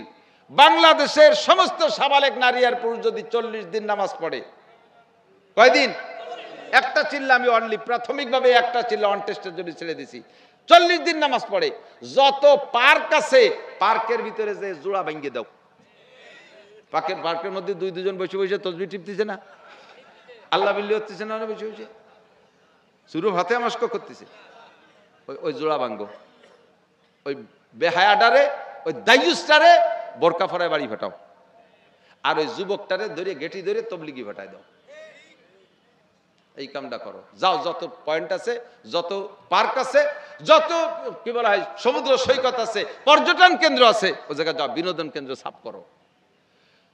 2 নম্বর খেয়াল, যত গার্মেন্টস আছে, সহ চাকরির গার্মেন্টস, ওটাকে ভাগ করো। নারীর এক গার্মেন্টস, পুরুষদের আলাদা গার্মেন্টস। যত স্কুল কলেজ আছে তার ভিতরে যদি সহশিক্ষা হয়, তাৎক্ষণিকভাবে না পারলেও কমপক্ষে 100% পর্দার সাথে মেয়েদের বোরকা পরাও, পুরুষদেরকে পর্দা করাও। ঠিক? যত আমলা কামলা আছে আমলাদেরকে পিছনে লাগো, 1 টাকাও ঘুষ খাতে পারবে না। সরকার এখন নির্বাচিত সরকার নাই, কি পরিমাণ যে ঘুষ চলতেছে অফিসে, আমার মনে হয় 55 বছরে যে পরিমাণ ঘুষ খাইছে, এই 1 বছরে তার চেয়ে বেশি খাইছে। মসজিদের মাল উঠতে যাইয়া নিজেই ফিরে চলে আসি মাদ্রাসার মসজিদের মাল উঠতে যায়, হুজুর এই কয় টাকা দিলি নিয়ে যান মাল। আমি কই তুই খাই তোর বাপরের দিকে আর কবরে পাঠাগি, যা তোর ওই ছাতা আমি খাতে যাবো না। ডেলি যা ইনকাম করি তাই দিয়ে আমি মাদ্রাসার মসজিদ করবো, আমি তো ওই ঘুষ দিয়ে টাকা নিতে যাবো না। প্রত্যেকটা অফিসে ঘুষ চলতেছে। একেবারে নাম ধরে ধরে কালাই খুলিয়ে দেবো, নাম ধরে ধরে প্রকাশ করে দেবো কোন কোন জায়গা থেকে আমার কাছে ঘুষ চাইছে। দেশটা ঘুষ করে ভরে গেছে। অধিবেশনে যাইয়া, সংসদে যায় ফার্স্ট অধিবেশনে এই মাথায় মাথায় মোটা মোটা করে 1 নম্বরে নামাজ, 2 নম্বরে পর্দা, 3 নম্বরে ঘুষ বন্ধ, 3 নম্বরে ঘুষ বন্ধ। আপাতত এই 3টে সংবিধানকে বাস্তবায়ন করে 40টে দিন আল্লাহরে ট্রাই করেন। খুদার কসম দিয়ে বলবো, যদি আসমান থেকে নতুন কোনো বরকত চোখে না দেখেন, তাৎক্ষণিকভাবে ব্রেক করে অন্য দিক চলে যান।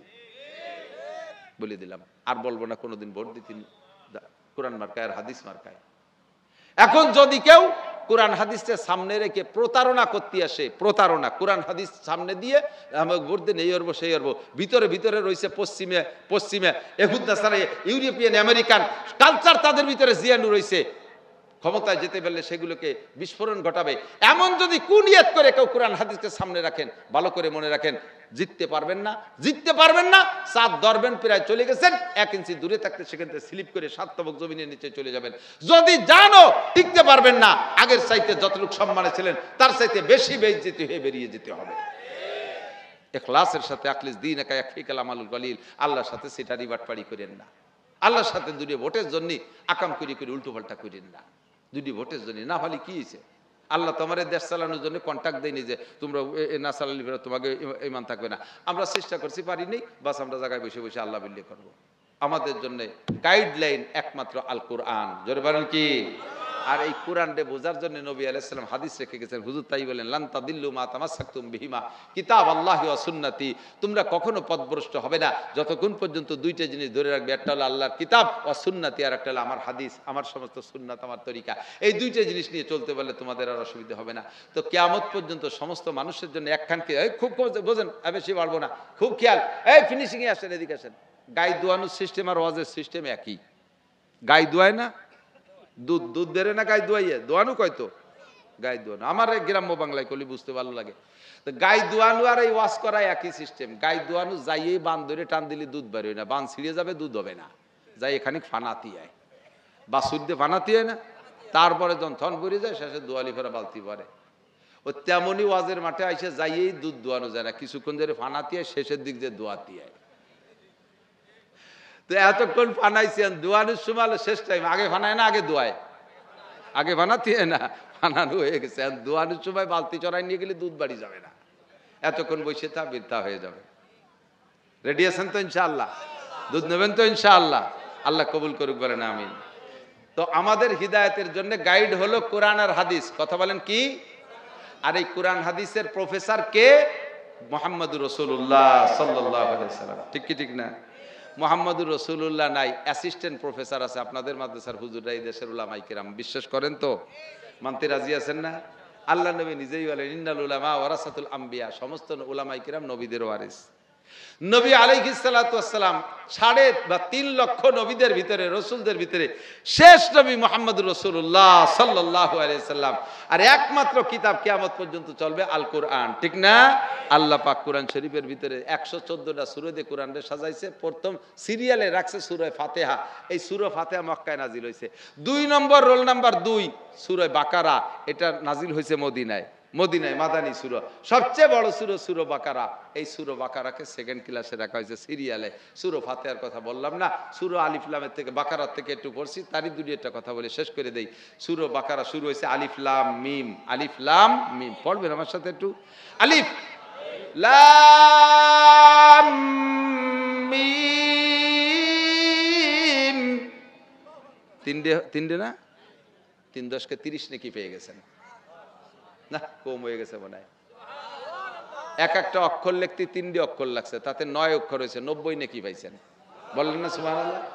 আলিফ লিখতে আলিফ লাম ফা 3টে অক্ষর লাগে, লাম লিখতে লাম আলিফ মিম 3 অক্ষর লাগে, আবার মিম লিখতে 3টে অক্ষর লাগে, মিম ইয়ে মিম, তাই দিয়ে মিম লিখতে হয়। তা আলিফ লাম মিম মানে 3 3 9টা অক্ষর। আল্লাহ পাক আপনাকে 90টা নেকি দিয়ে দিয়েছে। জালিকাল কিতাবুল লা রাইবা ফি। এতক্ষণ পর্যন্ত যেই কিতাবের রেফারেন্স দিয়ে কথা বলছি, এই কিতাবের মধ্যে আপনাদের সন্দেহ আছে কেন? ওয়াইন কুনতুম ফি রাইবিম মিম্মা নাযালনা আলা আবদিনা, যদি আপনার সন্দেহ থাকে আল্লাহ কা ফাতু বি সূরাতিম মিন মিসলিহি ওয়াদু শুহাদাকুম মিন দুনিল্লাহ, আল্লাহ বাদে তোদের যত নেতা নেত্রী আছে সবগুলোর ডাকি নে, এরকম একটা সূরা বানা দিতে পারিস নাকি? জীবন ভরে চেষ্টা করে ১৫০০ বছর পর্যন্ত কাফেররা মুসলিম নিধন আন্দোলন চালাচ্ছে, ইহুদ নাসারারা ইসলাম নিধন আন্দোলন চালাচ্ছে, কোরআনের ভিতরে ভেজাল সৃষ্টি করার বহুত আন্দোলন করছে, একটা নুক্তাও পরিবর্তন করতে পারে না। আল্লাহ ইন্না নাহনু নাযালনা যিকরা ওয়া ইন্না লাহু লাহাফিজুন, পারবি কি করে? এ নাজিল করছি আমি, হেফাজতের দায়িত্ব আমার। কথা কোন ঠিক না? স্কুল কলেজে কত বই আছে, ছোট থেকে বড় বই, বিভিন্ন প্রকার বই আছে। একজন মানুষ কত স্কুল কলেজের ছেলেরা আছেন, একজন দাঁড়াইয়া একটা বই শুরু থেকে শেষ পর্যন্ত মুখস্থ বিনা লোকমায় শুরু হইতে পারবেন, সাহস আছে? জোরে বলেন আছে? আমার মাদ্রাসার একটা ছেলে, আমার একটা ভাগ্নে মাত্র 55 দিন, কি বলে 155 দিনে হাফেজ হয়ে গেছে। 155 দিনে হাফেজ, মাত্র 155 দিনে 30 পারা মুখস্থ। শুনিয়ে একটুও ভয় পাচ্ছেন না? আপনারে এক পারা মুখস্থতে দিয়ে 3 বছর পর্যন্ত দেখবেন যে দাঁত ফুড়ি যাচ্ছে, খুশি যাচ্ছে ফুর্তি থেকে। মাত্র 155 দিনে 30 পারা হাফেজ। এক হাফেজ সাহেব মাত্র 30 দিনে এক খতম মুখস্থ করে ফেলাইছে। এটা একমাত্র কোরআনের মুজিজা, আর কারো দ্বারা সম্ভব না। দুনিয়ার লেখা কোরআন পোড়াই দিবি, সিনার মধ্যে যে কোরআন আছে এইটা পোড়াবি কি দিয়া? এইটা ধ্বংস করবি কি দিয়া? বিশ্বের যত লিখিত কোরআন আছে সব পোড়াই দাও, মাত্র 1 ঘন্টার সময় দিবা। আল্লাহর রহমতে উলামায়ে কিরাম হাজার হাজার কপি কোরআন শরীফ হুবহু যেমন আছে সেরকম আদ্যে লিখে দিয়ে দিতে পারে। কোনো পরিবর্তন করা সম্ভব না। জালিকাল কিতাবুল লা রাইবা ফি। কেন পাঠাইছো আল্লাহ? কোরআন দিয়ে ওয়াজ কইছে তাই বলতেছি। কয় কি হুদাল্লিল মুত্তাকিন, এ জায়গায় আছে হুদাল্লিল মুত্তাকিন। মুত্তাকিন যারা আল্লাহকে ভয় পায় তাদেরকে বলে মুত্তাকিন, তাদের হিদায়াত দেওয়ার জন্য আছে। মুত্তাকিনদের হিদায়াত কি? কোরআন শরীফের ভিতরে যারা কোরআনকে মানে, আল্লাহকে ভয় পায়, তাদের হিদায়াত হলো এই কোরআনের ভিতরে মুত্তাকিনদের অনেক দিক নির্দেশনা দেওয়া আছে, অনেক দিক নির্দেশনা দেওয়া আছে। স্বামী স্ত্রী কিভাবে জীবনযাপন করবে, সন্তান কিভাবে পালবে, ক্ষেত খামার কিভাবে করবে, সংসদ কিভাবে চালাবে, স্কুল কলেজ কিভাবে চালাবে, এই সমাজ কিভাবে চালাবে, সব দিক নির্দেশনায় কোরআনের মধ্যে আছে। এটা মুত্তাকিনরা মানে, আর মুত্তাকিনরা সেই অনুযায়ী জীবনযাপন করবে। এই জন্য হুদাল্লিল মুত্তাকিন। একটু পরে যাইয়া আবার আল্লাহ পাক বলেন হুদাল্লিন নাসি ওয়া বায়্যিনাতিন মিনাল হুদা ওয়াল ফুরকান। এই কোরআন শরীফ শুধু মুত্তাকিনদের হিদায়াত দেয় না, এটা গোটা মানব জাতিকে হিদায়াত দেয়। কথা বলুন ঠিক কি ঠিক না? আমার ভাই, এ জায়গায় আমি দুটো কথা না বলে পারতেছি না, কষ্ট হচ্ছে আপনাদের খুব। একটু মোহাব্বতের সাথে একটু দোয়াই নিয়ে যান, শেষ ফিনিশিং। যেই কোরআনের এত সাটকি সাটান দিলাম, সেই কোরআনে কি কয়? কোরআন হলো গোটা মানব জাতির হিদায়াত। হিদায়াতের মানে গন্তব্যে পৌঁছে দেওয়া, হতে নিতে বা পথ দেখানো। তো কোরআন শরীফ পথ দেখায় জান্নাতে যাওয়ার পথ, এটাও যেমন সত্য। আবার এই কোরআনের মাধ্যমে আল্লাহ তাআলা গুগলের মতো, গুগল মোবাইলই থাকে গাড়িতে বসে, সে আমার এই তুয়ারডাঙ্গা পর্যন্ত পৌঁছে দিয়েছে। কোরআন শরীফ আপনার জন্য গুগল ম্যাপ, এই আপনার সাথে করে নিয়ে জান্নাতেও পৌঁছে দিতে পারে। এই কোরআন, এই হিদায়াত, কোরআন শরীফ গোটা মানব জাতির শান্তির বার্তা, গোটা মানব জাতির শান্তির প্রতীক একমাত্র কোরআনে কারীম। ঠিক কি না? আমার দিক তাকান, এদিক খেয়াল করেন। কয় যে মানব জাতি মানে হিন্দু বৌদ্ধ খ্রিস্টানদের শান্তি কি আছে? একটু শোনেন, একটু বোঝেন। মুসলিম কান্ট্রিতে, খেয়াল করেন আমার দিক, মুসলিম কান্ট্রিতে এই দেশ যদি ইসলামী হুকুমত হয়, তাহলে আমাদের দেশে সংখ্যাগরিষ্ঠ কারা? মুসলমান। প্রেসিডেন্ট হবে মুসলমান, স্বরাষ্ট্রমন্ত্রী মুসলমান, ধর্মমন্ত্রী মুসলমান, পররাষ্ট্রমন্ত্রী মুসলমান, সব মন্ত্রী হবে মুসলমান। এরপরে এই দেশে সংখ্যালঘু আছে হিন্দু, সংখ্যালঘু আছে বুদ্ধ খ্রিস্টান, এরাও আছে আমাদের দেশে। এদেশেই তাদের আইডি কার্ড আছে, নাগরিক তারা। তো মুসলিম হুকুমতের ভিতরে কোরআনী আইন যদি চালু হয়, তাহলে মুসলমানদের চাইতে অমুসলমানরা বেশি সুবিধা পাবে। মুসলমানদের চাইতে অমুসলমানরা, একটু বোঝেন, খালি মুখস্থ ঠিক করেন না, বা চোখে ধরাই দেয় একটা। কোরআনী হুকুমত যদি হয়, তাহলে বিচার ব্যবস্থা কি? আস-সারিকু আস-সারিকাতু আতফাক্তু ওয়াইদহুমা জাযাম বিমা কাসাবা নাকালাম মিনাল্লাহ। কোরআন শরীফে আছে মুসলমান চোর আর চোরনি যদি ধরা পড়ে, তাহলে তাদের প্রথমবার চুরি করলে ডান হাত কেটে দাও, দ্বিতীয়বার চুরি করে ধরা পড়লে বাম পা কেটে দাও, তৃতীয়বার চুরি করে ধরা পড়লে বাম হাত কেটে দাও, চতুর্থবার চুরি করলে ডান পা কেটে দাও। এই যে বিচার, এটা মুসলমান চুরি করে যদি ধরা পড়ে। কিন্তু ওই মুসলিম কান্ট্রিতে যদি কোনো হিন্দু বুদ্ধ খ্রিস্টান চুরি করে ধরা পড়ে, তার হাত কাটা যাবে না, তারা হাত কাটা যাবে না। কেন? তারা যদি হাত কাটা সে জুলুম মনে করবে, সে সেটাকে অত্যাচার মনে করবে, সে কোরআন মানে না, কাজেই কোরআনের বিচারও তারে করা যাবে না। দেশের পরিবেশ ঠিক রাখার জন্য অন্য কোনো বিচার পদ্ধতি বের করো, তবে তার হাত কাটা হবে না। দেখেন, ইসলামী হুকুমতের কারণে মুসলমানের হাত কাটে, হিন্দুদের হাত বাঁচে যায়, তাহলে সুবিধা ওরা বেশি পাইছে, ঠিক না? আয-যানিয়াতু ওয়াজ-যানি ফাজলিদু কুল্লা ওয়াহিদিন মিনহুমা মিয়াতা জালদা। এটা যদি ইসলামী হুকুমত হয়, ইসলামিক কান্ট্রি হয়, তাহলে হিন্দু ভাইরা, বুদ্ধ ভাইরা বেশি সুবিধা পাবে। কেন? জিনাখোর নারী আর পুরুষ অবিবাহিত যদি হয় তাহলে ফাজলিদু কুল্লা ওয়াহিদিন মিনহুমা মিয়াতা জালদা। মুসলমান যুবক যুবতী জিনা করছে, অবিবাহিত এরা ধরা পড়লে 100 করে কুড়া মারো। এই বিচার, এই জিনা যদি অমুসলমান হিন্দু বৌদ্ধ খ্রিস্টানরা করে ধরা পড়ে তাহলে তাদেরকে কুড়া মারবা না, কারণ এটা হলো কোরআনের বিচার। ওরা কোরআন মানে না, কাজে এই কোরআনের বিচার করলে তারা জুলুম মনে করবে, ওদের অন্য কোনো নর্মাল বিচার করলো। তাহলে মুসলমানের সাথে সুবিধা ওরা বেশি পাইল না? আর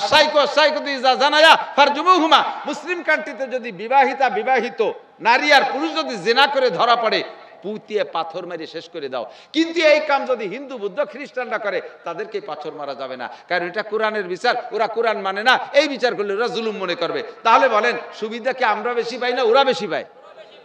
একজন হিন্দুদের একটা মূর্তি যদি কেউ ভাঙে তার ন্যূনতম 6 মাস জেল। হিন্দুদের মন্দির যদি ভাঙে তাকে 6 বছর জেল দেওয়া হবে। তাদের ধর্ম নিয়ে যদি কটূক্তি করে তাও তাকে একটা ভিন্ন বিচার করা হবে। তারা এদেশে থাকবে নিরাপত্তা নিয়ে। এই জন্য মুসলিম কান্ট্রিতে কোরআনের বিচার হুদাল্লিন নাস, মানব জাতির শান্তির জন্য আছে কোরআনে কারীম। এর সংবিধান যদি চালু হয়ে যায় এদেশে, কোরআন হাদিসের সংবিধান, তাহলে সকলের জন্য শান্তি আর শান্তি। কথা বলুন ঠিক কি ঠিক না? আর এই কোরআন হাদিসের সংবিধান তৈরি করার জন্য কোরআন হাদিস দেশে রাখতে হবে না? থাকবে কিভাবে? স্কুলে কোরআন শরীফ আছে। আমি যখন প্রাইমারিতে পড়ছি, ক্লাস 5 পর্যন্ত আমার জেনারেল যোগ্যতা, আমি প্রাইমারিতে পড়ছি। প্রাইমারিতে পড়া অবস্থায় আমি আরবিতে আক্ষরিকভাবে কোরআন শরীফ পড়া শিখে গেছি। আয়াতুল কুরসি, আমানার রসুল, অ-3 পর্যন্ত আমি কোরআন শরীফ এইগুলো পড়া স্কুলের থেকে শিখছি। সে সময় আমাদের স্কুলে, আমরা যে সময় পড়েছি স্কুলে ধর্ম বইতে এই সমস্ত আরবিতে লেখা ছিল। সাহাবায়ে কিরামদের ঘটনা ছিল, বড় বড় বুজুর্গানীদের ঘটনা পড়ছি। আর এখন সব মুছে দেশে, স্কুল থেকে ধর্ম শিক্ষা নাই। এখন সে জায়গায় নাকি গানের শিক্ষক ঢুকতে হবে। সুবহানাল্লাহ। তো কিছু কয় না কেন? স্কুলে গানের শিক্ষক দিলে আপনারা বেজার না খুশি? সত্যি? তাহলে নাউজুবিল্লাহ যে করলেন না, একটু বলেন। স্কুলে গানের মাস্টার দেওয়া হয়েছে, এতে নাউজুবিল্লাহ, ঠিক তো? দরকার স্কুলে, প্রত্যেকটা প্রাইমারি স্কুলে একজন কারি সাহেব দিতে হবে, একজন মাওলানা সাহেব দিতে হবে, একজন হাফেজ সাহেব দিতে হবে। সৌদি আরবে আলাদা হেফজখানা নাই, স্কুলের ভিতরে নিয়মতান্ত্রিক ভাবে ক্লাসে ভাগ করে দিচ্ছে। ক্লাস 10 পর্যন্ত যাতে যাতে পুরো কোরআন শরীফের হাফেজ হয়ে যাবে। কলেজে যাই এরপরে সে তরজমার তাফসীর পড়া শুরু করবে। আমাদের দেশে কেন সম্ভব হবে না? বাঙালিদের মেধা ভালো, এদের জবান ভালো, এরা অতি তাড়াতাড়ি শিখে ফেলতে পারবে।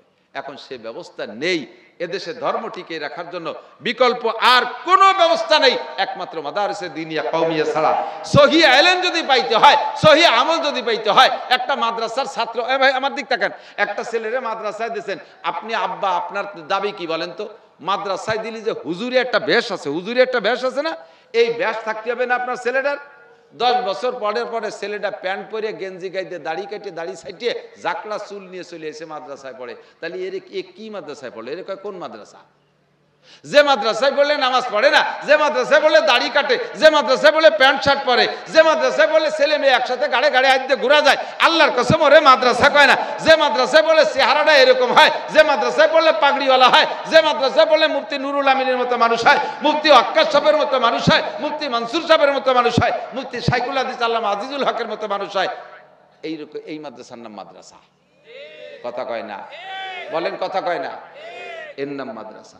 জাকের পলি, অ্যাডামসের পলি, কারিতাসের পলি, বিআরডিবির পলি, তারপরে কি বলা হয় চুরির পলি, ডাকাতির পলি, বিভিন্ন প্রকার পলি মাটি পড়ে আমার আপনার ঈমান আর আমলকে চাপা দিয়ে রাখছে। আলোচনা করলে সেই পলিগুলো সরে যায়, আবার বান্দার ভিতরে ঈমানের স্পৃহা, আমলের স্পৃহা জাগে। কথা কোন ঠিক কিনা? এজন্য আল্লাহ পাক বলেন ওয়াযাক্কির। বলতে চাইলাম আল্লাহ, জিজ্ঞেস করলাম ওয়াজ করবো কি দিয়ে? এ জামানায় তো আমাদের মতো সে পুরন পার্টির ভাঙ্গা গলা রস চলে না, এখন সুরের ভক্ত সব।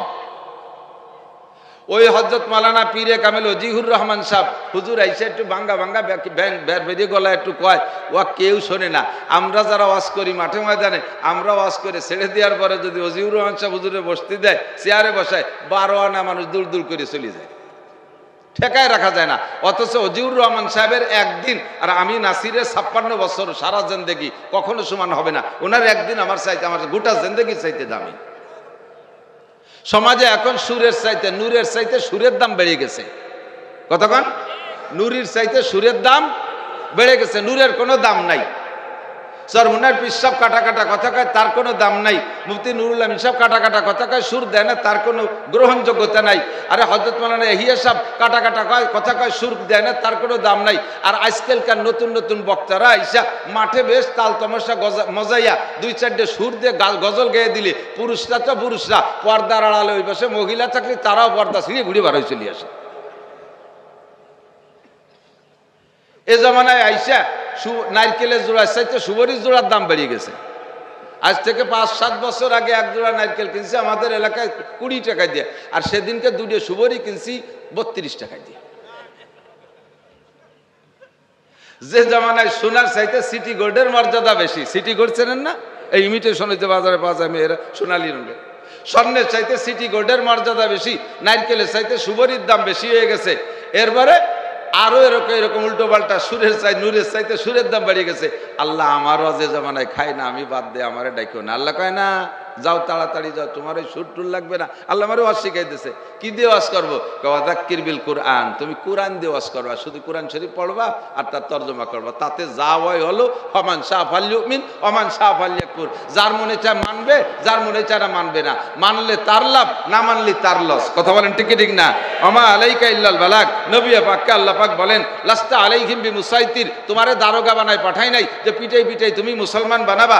লা ইকরাহা ফিদ্দিন, ধর্মের ভিতরে কোনো জবরদস্তি নাই। কোনো হিন্দুরে পিটে মুসলমান বানানো যাবে না, কোনো খ্রিস্টানদের জেলখানায় আটকাইয়া মুসলমান বানানো যাবে না, কোনো ইহুদ নাসারাকে প্রেসার দিয়ে ইসলাম গ্রহণ করানো যাবে না। ওমা আলাইকা ইল্লাল বালাগ, তোমার দায়িত্ব শুধু উম্মতের কাছে পৌঁছাই দেওয়া। ফামান শাআ ফালইউমিন ওমান শাআ ফালইয়াকফুর, যার মনে চায় মানবে, যার মনে চায় না মানবে না। তাতে তোমার নবুয়তিতে একটু ঘাটতি আসবে না, কারণ তুমি হিদায়াতের জিম্মাদার না। হিদায়াতের জিম্মাদার স্বয়ং কে? আল্লাহ। তোমাকে হিদায়াতের একটু কথা ফাঁকে বলে নেই, নবী পাক আর উলামায়ে কিরাম যদি হিদায়াত দেনেওয়ালা না হয়, তাহলে হিদায়াতের মানে কি? আল্লাহ যদি সব হিদায়াত করে, তা হুজুর আওয়াজ করে কে? একটু খেয়াল করেন, একটু বুঝে নেন, একটু বুঝে নেন। খেয়াল করতেছেন সবাই? হিদায়াত শব্দ আমরা শুনছি না, হিদায়াত, আল্লাহ তুমি ওর হিদায়াত দাও। এই হিদায়াতের 2টা অর্থ উলামায়ে কিরাম জানে, যারা কিতাব পড়ে, কমপক্ষে উসুলুস শাসি নুরুল আনোয়ার পড়েছেন, ইন্দ্রা জানে। হিদায়াতের 2 অর্থ, একটা হলো ইরাতুত তরিক, আর একটা হলো ইসালিল আল মাতলুব। কথা কি খেয়াল করতেছেন? আমার সুর নাই দেব না কোনো সময়, একটু খেয়াল। হিদায়াতের 2 অর্থ। কয় অর্থ? একটু পরে বলার দরকার ছিল, এসে গেল বলে গেলাম। হিদায়াতের 2 অর্থ, ইরাতুত তরিক আর ইসালিল আল মাতলুব। ইরাতুত তরিক মানে পথ দেখানো। ইরাতুত তরিক মানে কি? পথ। আমরা সাতক্ষীরের থেকে ঢোকার পরের থেকে গুগল রে জিজ্ঞেস করছি, গুগল তুয়ারডাঙ্গা কোন দিক? গুগলে আমাকে দেখাইতে দেখাইতে নিয়ে আসছে। ওই জায়গার থেকে একজনকে জিজ্ঞেস করছি, ভাই তুয়ারডাঙ্গা কোন দিক? তারা ওই জায়গায় দাঁড়ায় দেখাইতেছে যে এই দিক, জায়গায় দাঁড়ায় দেখাইতেছে এই দিক। তো ওই জায়গায় দাঁড়ায় যে লোকটা দেখাইতেছে সে আমার সাথে আসে নাই, সে আমার ওই জায়গা থেকে দেখা বলছে এই দিক জানা আসা শুনি, তারপরে তুয়ারডাঙ্গা। আর আমি গুগল রে কইছি, গুগল আমার একটু তুয়ারডাঙ্গায় পৌঁছে দাও, সে আমার সাথে সাথে এসে পৌঁছে দিয়ে গেছে। ওই লোকটা রাস্তায় দাঁড়ায় যে আমার বলে দিয়েছে এই দিক তুয়ারডাঙ্গা, এলো ইরাতুত তরিক, আমার পথ দেখাইছে। আর গুগলে আমারে ম্যাপে করিয়া সাথে সাথে গাড়ির ভিতরে বসে থেকে আমারে গন্তব্য এই জায়গা পর্যন্ত পৌঁছে দিয়েছে। এরকম ইসালিল আল মাতলুব। সমস্ত আম্বিয়া আলাইহিমুস সালামও হিদায়াতের জন্য এসেছে। তারা আসছে কোন হিদায়াতের জন্য? পথ দেখানোর জন্য। নবীরা বলেছেন, হাযা সাবিলুল হিদায়াহ ওয়া হাযা সাবিলুল গাই, হাযা সাবিলুল জান্নাহ ওয়া হাযা সাবিলুল জাহিম। এইটা হলো হিদায়াতের রাস্তা, এইটা হলো গুমরাহির রাস্তা, এইটা হলো জান্নাতের রাস্তা, এইটা হলো জাহান্নামের রাস্তা, এইটা হলো জান্নাতের আমল, এইটা হলো জাহান্নামের আমল। মান আমিলা সালিহান ফালিনাফসিহি ওয়া মান আসাআ ফাআলাইহা। যে ব্যক্তি গুনাহ করবা, নেক আমল করবা, তার নেক আমলের প্রতিদান সেই পাইবা। আর যে গুনার কাজ করবা, গুমরাহির পথ বেছে নিবা, তার গুনার বোঝা তারই কাঁধে চড়বে। আল্লাহ তাজিরু ওয়াজিরাতুম বিজরা উখরা, একজনের বোঝা আল্লাহ পাক আরেকজনের কাঁধে উঠাইয়া দিবে না।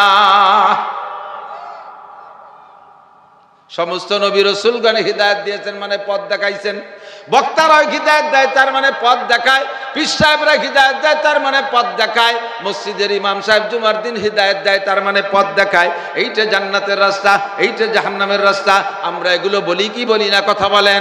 উলামায়ে কেরাম এগুলো বলে, কোরআনে কারিমও তাই বলে। কোরআনে কারিমও বলে হাসরের মাঠে দুইটা দল হবে, ফারিকুন ফিল জান্নাহ ওয়া ফারিকুন ফিস সাইর। দুইটা ফরিকাইন, দুইটা দল হবে, একটা দল জান্নাতে যাবে আর একটা দল জাহান্নামে যাবে। এই কোরআনই উভয় দলের পথ দেখায়।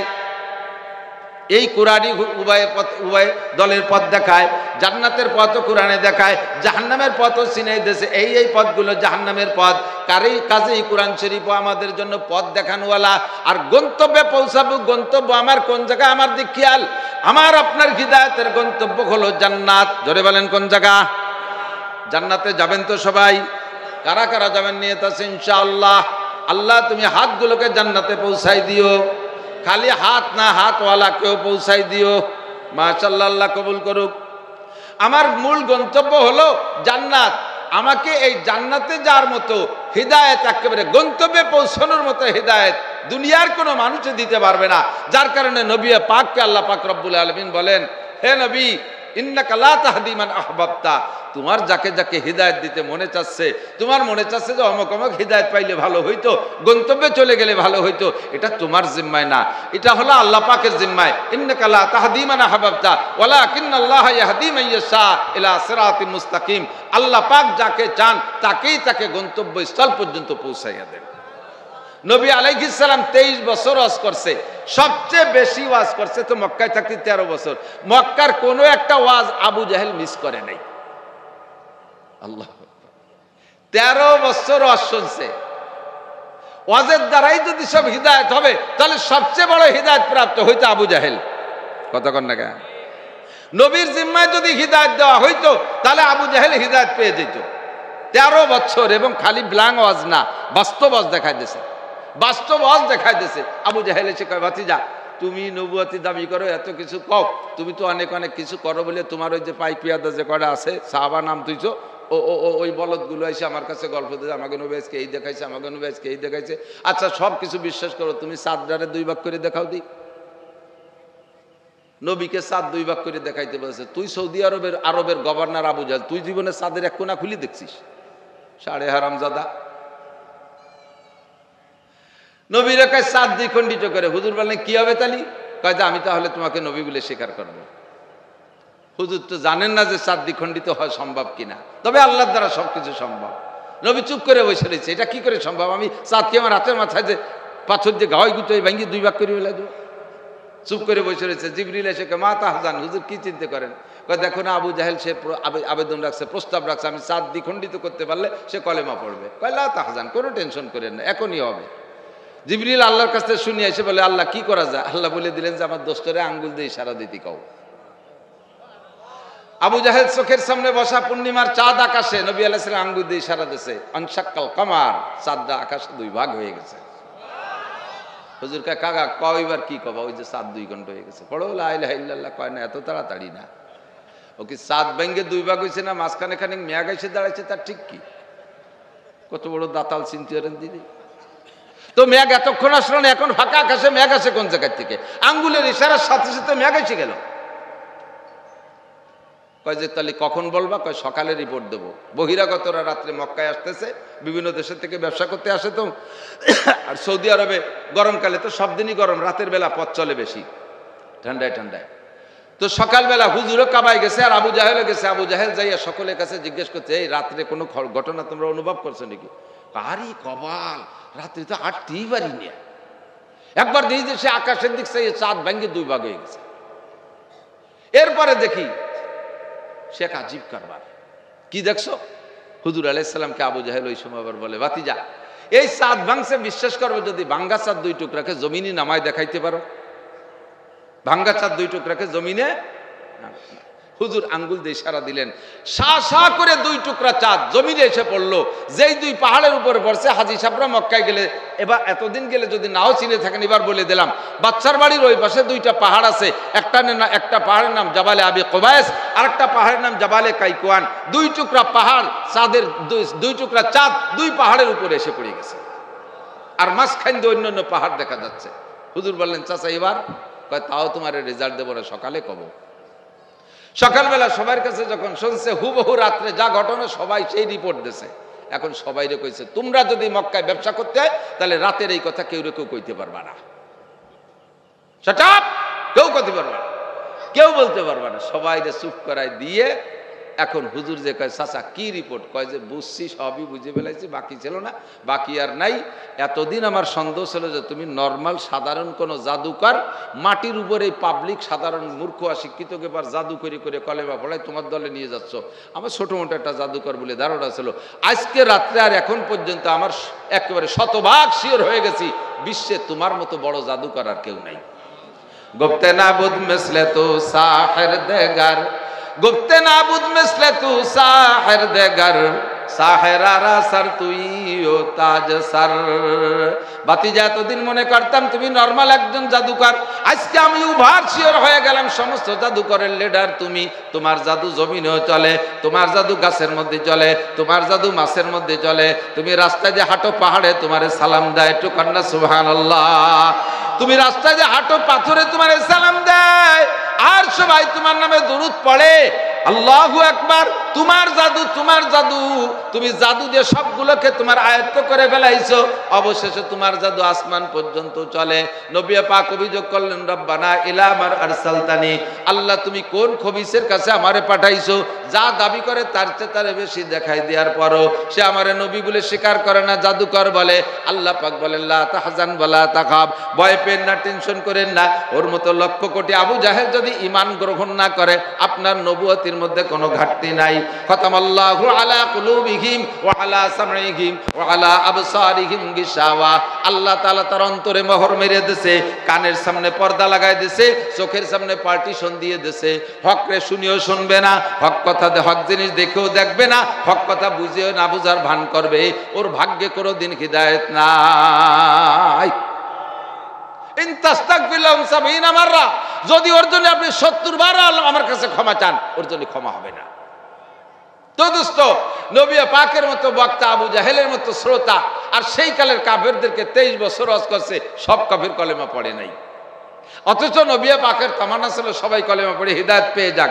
আল্লাহ পাক সান্ত্বনা দিয়ে বলে ইন্নাকা লা তাহদি মান আহবাবতা, আপনি যাকে খুশি তাকে হিদায়াত দিতে পারেন না, আপনি পারেন শুধু পথ দেখানোর হিদায়াত দিতে। গন্তব্যে পৌঁছানোর হিদায়াতের জিম্মাদারি কার হাতে? আল্লাহ আমাদের সকলকে আল্লাহর হিদায়াত নসিব করে, বলেন আমিন। উলামায়ে কিরামের হিদায়াত বহুত শুনছি উলামায়ে কিরামের হিদায়াত, আর বাকি নাই। কিসে নেকি হয়, কিসে গুনাহ হয়, এই কথাগুলি তো উলামায়ে কিরাম বলবে, সামনে করণীয় কি সেই পরামর্শ দেবে। বাকি এগুলো কোনোটাই আমার জানতে বাকি নাই। এখন আল্লাহর কাছে দোয়া করবেন, আল্লাহ ইহদিনাস সিরাতাল মুস্তাকিম।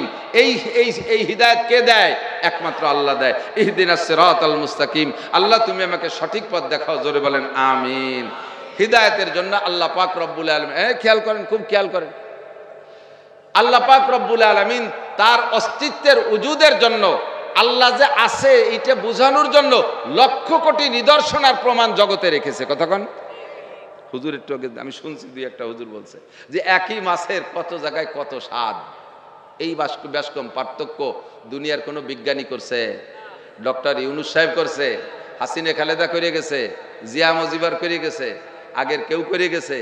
একই মাছের ভিতরে জায়গা বিশেষ পার্থক্য স্বাদের। একটা বডি মানুষের ভিতরে দেখেন, এই বডির ভিতরে এত অনুভূতি শক্তি কে দিয়েছে? ঠিক না? হাতের এই পাশের অনুভূতি একরকম, এই জায়গায় দিয়ে এক জায়গায় স্পর্শ করলে যে স্বাদ পাবেন, হাতের উল্টো পাশ লাগালে সেই স্বাদ পাবেন না, ঠিক না? সবই শরীরের সব অঙ্গগুলো একই জিনিস দিয়ে বানাইছে, আগুন পানি মাটি বাতাস। অথচ জিব্বে দিলি মিঠি আর তিতে টের পাওয়া যায়, আঙ্গুল দিয়ে সোয়া দিলি কি তা টের পাওয়া যায়, ঠিক না? পেটের সাথে লাগাইলে একরকম মজা পাওয়া যায়, পিঠে লাগাইলে সেই মজা পাওয়া যায় না। এই যে বৈষম্য আর পার্থক্য গোটা সৃষ্টি কায়নাতের ভিতরে আল্লাহ পাক তার অসংখ্য নিদর্শন রেখেছেন। এই জন্যই বুজুর্গানে দিন বলেন সাজার মে হাজার মে তেরি রঙ্গ বু হায়, যেদার দেখে তা হো ওদার তু হি তু হায়। গাছের মধ্যে তোমার রঙ্গ বু, আল্লাহ গাছের মধ্যে তোমার কুদরত, মাছের মধ্যে তোমার কুদরত, পাথরের মধ্যে তোমারে দেখি, গাছের পাতায় পাতায় তোমাকে দেখি, সব জায়গায় আল্লাহর কুদরত বিরাজমান। একটু বলেন না সুবহানাল্লাহ, ঠিক না? আপনাকে দিয়ে খেজুর গাছ কেটে রস বের করে, খেজুর গাছের রস কি গোড়ায় হয় না মাথায়? গোড়ায় হয় না? গোড়া কাটলে কি রস বেরোয়? তো মাথায় রস গেল কোন জায়গায় দিয়ে? উপর দিয়ে ঢুকছে না নিচে দিয়ে? খেজুর গাছের মাথায় রস কি উপর দিয়ে ঢুকছে না নিচের থেকে গেছে? নিচের দিয়ে না, তাহলে যে জায়গা দিয়ে গেলে ওই জায়গা খালি কাটিয়ে ঠিলে ফেলছে চন্দি রস বেরোয় নাকি? যদিও 2-1 ফুটা পড়ে তাকে মিঠে না লবণ লবণ, নুনতা নুনতা না। আর আখ গ্যান্ডারি আখের চাষ হয় না, গ্যান্ডারি আখের রস, গ্যান্ডারি আখেও রস পায় কি মাটিতে না উপরেতে?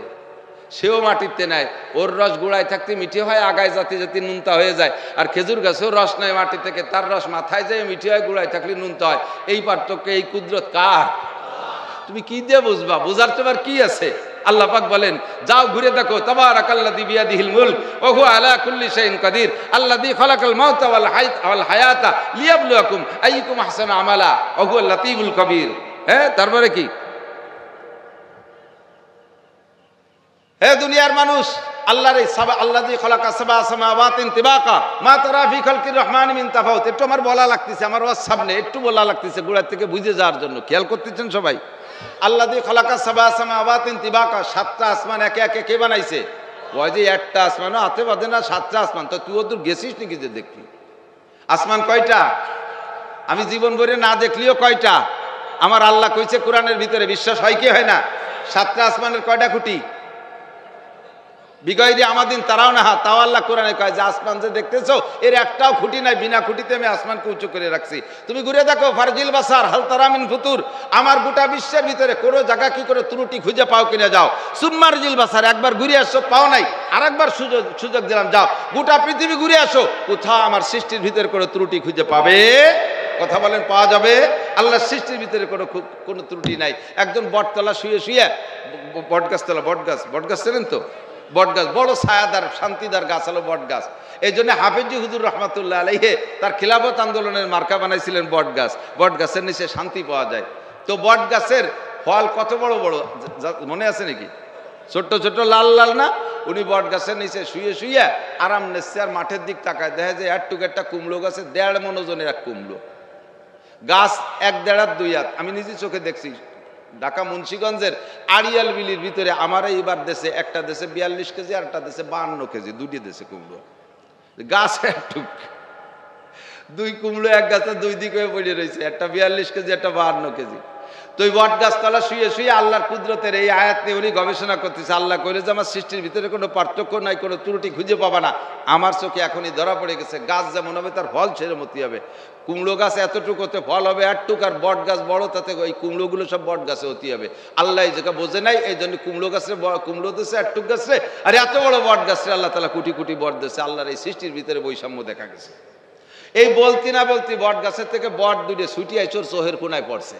ও লাভ দিয়ে উঠে কয় লা ইলাহা ইল্লাল্লাহ মুহাম্মাদুর রাসূলুল্লাহ। আল্লাহ তোমার সৃষ্টি বড় সুন্দর, কোনো জায়গা ত্রুটি নাই। এই দুটো যদি 1.5 মণ কুমড়ো হতো তাহলে তো আমি টিকতে পারতাম না। আমার জানাজা করার সময় হতো না, কবর খুঁচা লাগতো না। কুমড়োর গাইতি 72 কেজি বোমা, 76 কেজি বোমার গাইতি কবরে চলে যেতাম। কতক্ষণ ঠিক না? কেউ কুমড়ো গাছতলা পাটি বিছাইয়ে গামছা বিছাই শোয় না, বট গাছতলা একটু আরাম করে ঘুমায়। সেই বট যদি 1.5 মণ কুমড়োর মতো হতো, মাঝে মাঝে 2-1টা মাথায় বললে টিকে থাকতে পারতাম। এই জন্য আল্লাহ বুঝে শুনে হিসাব করে সবকিছু সৃষ্টি করছে। কোন সুবহানাল্লাহ। তাফাক্কারু ফি খালকিল্লাহি ওয়া লা তাতাফাক্কারু ফিল্লাহ। নবী পাক বলেন আল্লাহর সৃষ্টি নিয়ে গবেষণা করো, তাতেই তুমি আল্লাহরে পেয়ে যাবা। ডাইরেক্ট তুমি আল্লাহরে খুঁজতে গেলে তোমার ওই ব্যাঙ্গের বিলের মাথার মধ্যে একটুকু একটা মাথা, ওর মধ্যে পটাকখানি গিলু, ওই দিয়ে তুমি আল্লাহরে খুঁজে পাবা না জীবনেও। কোনোদিন সাতক্ষীরে দিয়ে সরের মধ্যে ফাঁকা জায়গা দিয়ে দৌড়ে বেড়ালে আল্লাহরে পাবা না। আল্লাহর একটা কুদরতের মধ্যে ডুব দাও। 60 হাত পানির তলে তাই ইলিশ মাছ, গভীর পানির মাছ না, সেই 60 হাত পানির তলে ঠান্ডা জায়গার ইলিশ খাইয়ে পেট গরম হয়। এই গরম পেটে ঠান্ডা হতে 60 হাত নারকেল গাছ, 60 হাত লম্বা নারকেল গাছের মাথা, সেই জায়গা গরম ডাব, সেই গরম জায়গার ডাব খাইয়ে এই পেট ঠান্ডা হয়। ঠান্ডা জায়গার ইলিশ খেয়ে পেট হয় গরম, আর গরম জায়গার ডাব খাইয়ে সেই পেট হয় ঠান্ডা। এই কুদরত আল্লাহ পাক ছাড়া আর কাহারও হতে পারে? ঠিক কি ঠিক না? তো আল্লাহ পাক রব্বুল আলামিন সে যে আসে সৃষ্টিকর্তা। আরে ভাই আছে না নাই? একটু কর না কি আল্লাহ আছে? এ যুবক আছে? তো পাগলামি এরকম, শয়তানি এরকম। আল্লাহ আছে তো আছে, খালি থাইকেই শেষ নাকি তার সামনে আমাকে যেতে হবে? মিনহা খলাকতু বিল্লাহি মিন শুরুরি আনফুসিনা ওয়া সাইয়্যাতি আমালিনা মান ইয়াহদিল্লাহু ফাহুয়াল মুহতাদ ওয়া মান ইউদ্লিল ফালান তাজিদ লাহু ওয়ালিয়াম মুরশিদা ونشهد أن لا إله إلا الله وحده لا شريك له ونشهد أن سيدنا وسندنا وحبيبنا وطبيب قلوبنا ومولانا محمدا عبد الله ورسوله صلى الله تعالى عليه وعلى آله وأصحابه وبارك وسلم تسليما كثيرا أما بعد فأعوذ بالله من الشيطان الرجيم بسم الله الرحمن الرحيم ألف لام ميم ذلك الكتاب لا ريب فيه هدى للمتقين الذين يؤمنون بالغيب ويقيمون الصلاة ومما رزقناهم ينفقون ثم قال الله تعالى شهر رمضان الذي أنزل فيه القرآن هدى للناس وبينات من الهدى والفرقان وقال محمد رسول الله صلى الله عليه وسلم من جعل القرآن أمامه قاده إلى الجنة ومن جعل القرآن خلف ظهره ساقه إلى النار أو كما قال عليه الصلاة والسلام سبحانك لا علم لنا إلا ما علمتنا إنك أنت العليم الحكيم رب اشرح لي صدري ويسر لي أمري واحلل عقدة من لساني يفقه قولي رب زدني علما جزى الله عنا محمدا ما هو أهله اللهم أرنا الحق حقا وارزقنا اتباعه وأرنا الباطل باطلا وارزقنا اجتنابه সকলে বলি আমিন। মোহাব্বতের সাথে হুজুর আলাইহিস সালাতু ওয়াস সালামের শানে সকলেই অন্তর থেকে জবান খুলে একবার দুরূদ ইব্রাহিমি পড়ে নেই, আল্লাহর রহমত 10 গুণ বেড়ে যাবে।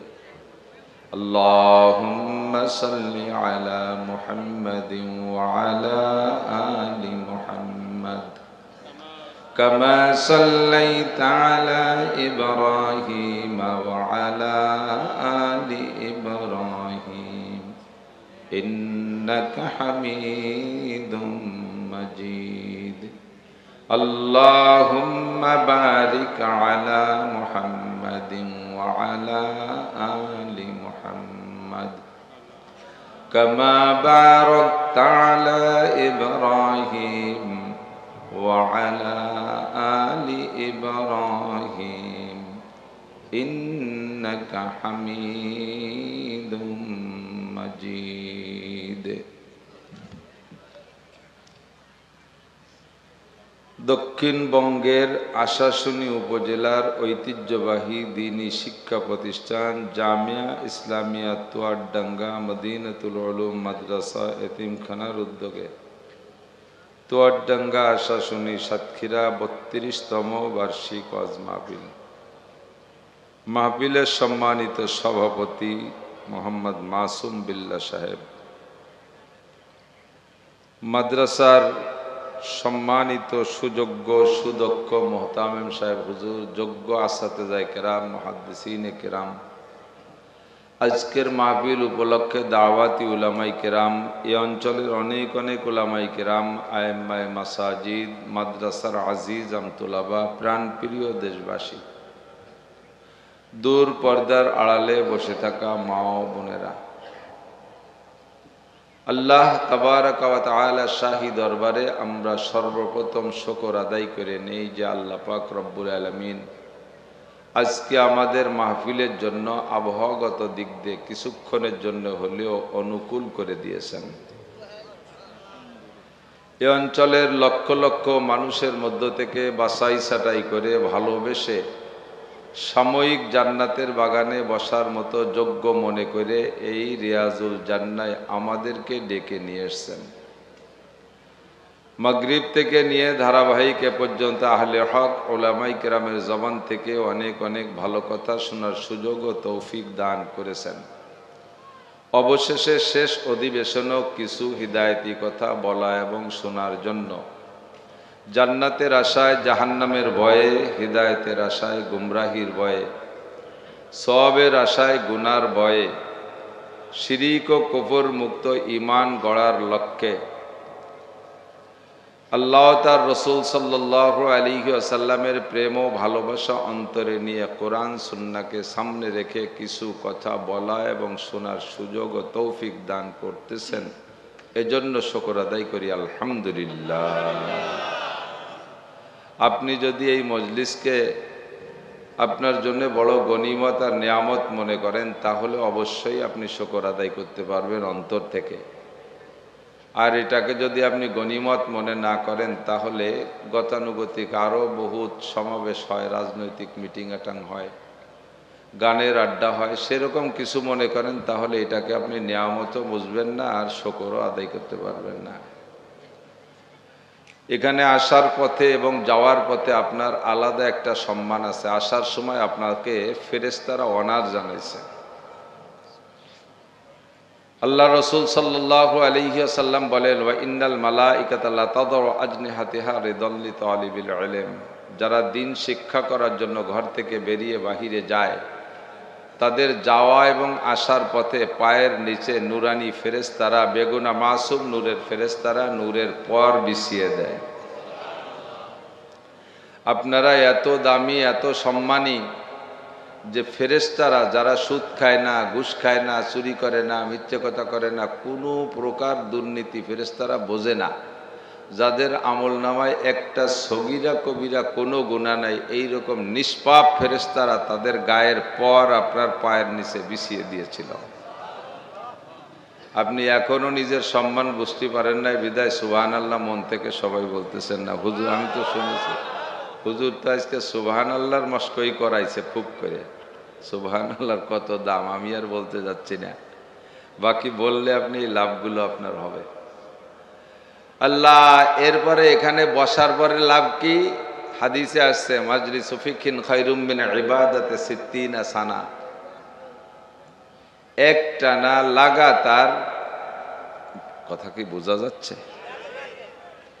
একটানা লাগাতার বিরামহীন কাজা ছাড়া 60 বছর নফল নামাজ আর 60 বছর নফল রোজা রাখলে যেই নেকি, কিছুক্ষণ শরীয়তের মাসআলা মাসাইল আলোচনার মজলিসে বসলে তার চেয়ে বেশি নেকি। 60 বছর নফল নামাজ বিরামহীনভাবে পড়ছেন এরকম কোনো মানুষ আছেন?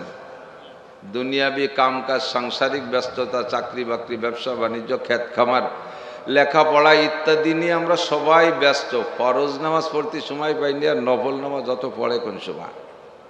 আর বিরামহীনভাবে 60 বছর নফল নামাজ আর কাজা ছাড়া রেগুলার রোজা রেখে একটানা 60 বছর নফল রোজা রাখছে এমন কোনো মানুষ সাতক্ষীরে খুঁজে পাওয়া যাবে কিনা জানি না, আমাকে ও পাশে কেউ নেই। তো লাগাতার 60 বছর বিরামহীন রোজা রাখলে আর নামাজ পড়লে যেই নাকি একটা মাসালা শুনলে তার চেয়ে বেশি নাকি। আবার যাওয়ার সময় ফেরেশতারা আপনাদেরকে ইস্তেগফার করবে, পায়ের নিচে পর বিছাইয়া বাড়ি পর্যন্ত আগই দিয়ে আসবে, ঘরে ঢুকাই দিয়ে বলবে কাকা পৌঁছাইছেন ঠিক মতো, আপনারে সুন্দরভাবে পৌঁছে দেবে। এই জন্য শুকর আদায় করি আলহামদুলিল্লাহ। আমি অনেক দূর থেকে আসছি, 5.5 ঘন্টা লাগছে গাড়িতে আসছে। এই কিস্সা শুনতে আসেন নাই, একটা কথা বলবো বলে এর কথাটা উঠাইলাম। রাস্তাঘাট সারা দেশেই নষ্ট হয়ে গেছে। বিশ্ব রোডে ইটের পুটিং, বিশ্ব রোডে পুটিং দেশে ইট দিয়ে, যা একমাত্র বাংলাদেশেই চলে, অন্য কোনো দেশে চলে না মনে হয় আমার বিশ্বাস। অন্য যে কয় রাষ্ট্রে গেছি কোনো দেশে ইটির পুটিং দেখি নেই। আল্লাহ আমাদের রুজিতে রাখছিল, পরাণ ভরে দিয়ে গেলাম। এসছে যেন আর খারাপ কিছু আল্লাহ না দেখায়, এবার বলেন আমিন। আল্লাহু আকবার। তা আমি সেই কদ্দুরিতে আইছি, এখন আমার গোপালগঞ্জ জেলার নাম কইতো বাইরে যে একটু ভয় ভয় লাগে, কি মনে হয় না, আল্লাহই জানে। আল্লাহ, গোপালগঞ্জ থেকে আমি আসছি, যতই আমাদের পর রাগ করেন আর দাগ করেন, কমপক্ষে আমি তো মেহমান। শুক্রে বাজা আর কে মেহমানে তু খানায়ে খুদ মি কুরাদাস খানে তু। এখানে এসে আমি এখনো ভাত খাই নেই, খানা খাই নেই, বিস্কুট টিস্কুট ফল ফ্রুট চা পান এগুলো খাইছি। দচিদা দমিরা কাসাদ জোরে জোর একে বোদানা দেগার খাকে গোর। দুইটা জিনিসে মানুষকে তার গন্তব্যে নিয়েই ছাড়ে, যে কোনোভাবে তাকে সেখানে যেতেই হবে। একটা হলো রুজি আর রুটি, আর একটা হলো কবরের মাটি। এ দুইটা এই জায়গা পর্যন্ত নিয়েই ছাড়বে। আমি আপনি যতই রাগারাগি করি না কেন, অনেক আগের থেকে আজকের এই বিস্কুট টিস্কুট পর্যন্ত আমার নামে লেখা রয়েছে। দাওয়াত না দিলেও আপনাদের সামনে আমার এখানে আসতে হবে। আল্লাহ পাক সেভাবে নিয়ে আসছে আলহামদুলিল্লাহ। বহুত ভাঙ্গাচুরা রাস্তা তয় করে আসছি। আমি আপনাদের মেহমান না মেজবান? মেহমান মানে যারা আসে বেড়াইতে তাদেরকে বলে মেহমান, আর বাড়িওয়ালাকে বলে মেজবান। আমাদের বাংলাদেশে পরিভাষা জায়গায় জায়গায় একটু উল্টো, যারা বেড়াতে এসে কয় মেজবান আইছে বাড়ি, আসলে হলো যে আসে তারে কয় মেহমান, ফার্সি শব্দ। আর মেজবান ও ফার্সি শব্দ বাড়িওয়ালা। তো মেহমান আর মেজবানের ভিতরে সম্পর্কটা আর আদর আপ্যায়ন কেমন হতে হয়? নবী আলাইহিস সালাম বলেন, মান কানা ইউমিনু বিল্লাহি ওয়াল ইয়াউমিল আখির ফালইউকরিম যায়ফা। খেয়াল করতেছেন? মান কানা ইউমিনু বিল্লাহি ওয়াল ইয়াউমিল আখির ফালইউকরিম যায়ফা। তোমরা যদি আল্লাহকে বিশ্বাস করো আর আখিরাতকে মানো। আল্লাহকে বিশ্বাস করি না? আল্লাহ আছে? দুর্বল হয়ে গেছে? বুড়ো হয়ে গেছে? না পয়সা কড়ি কমে গেছে?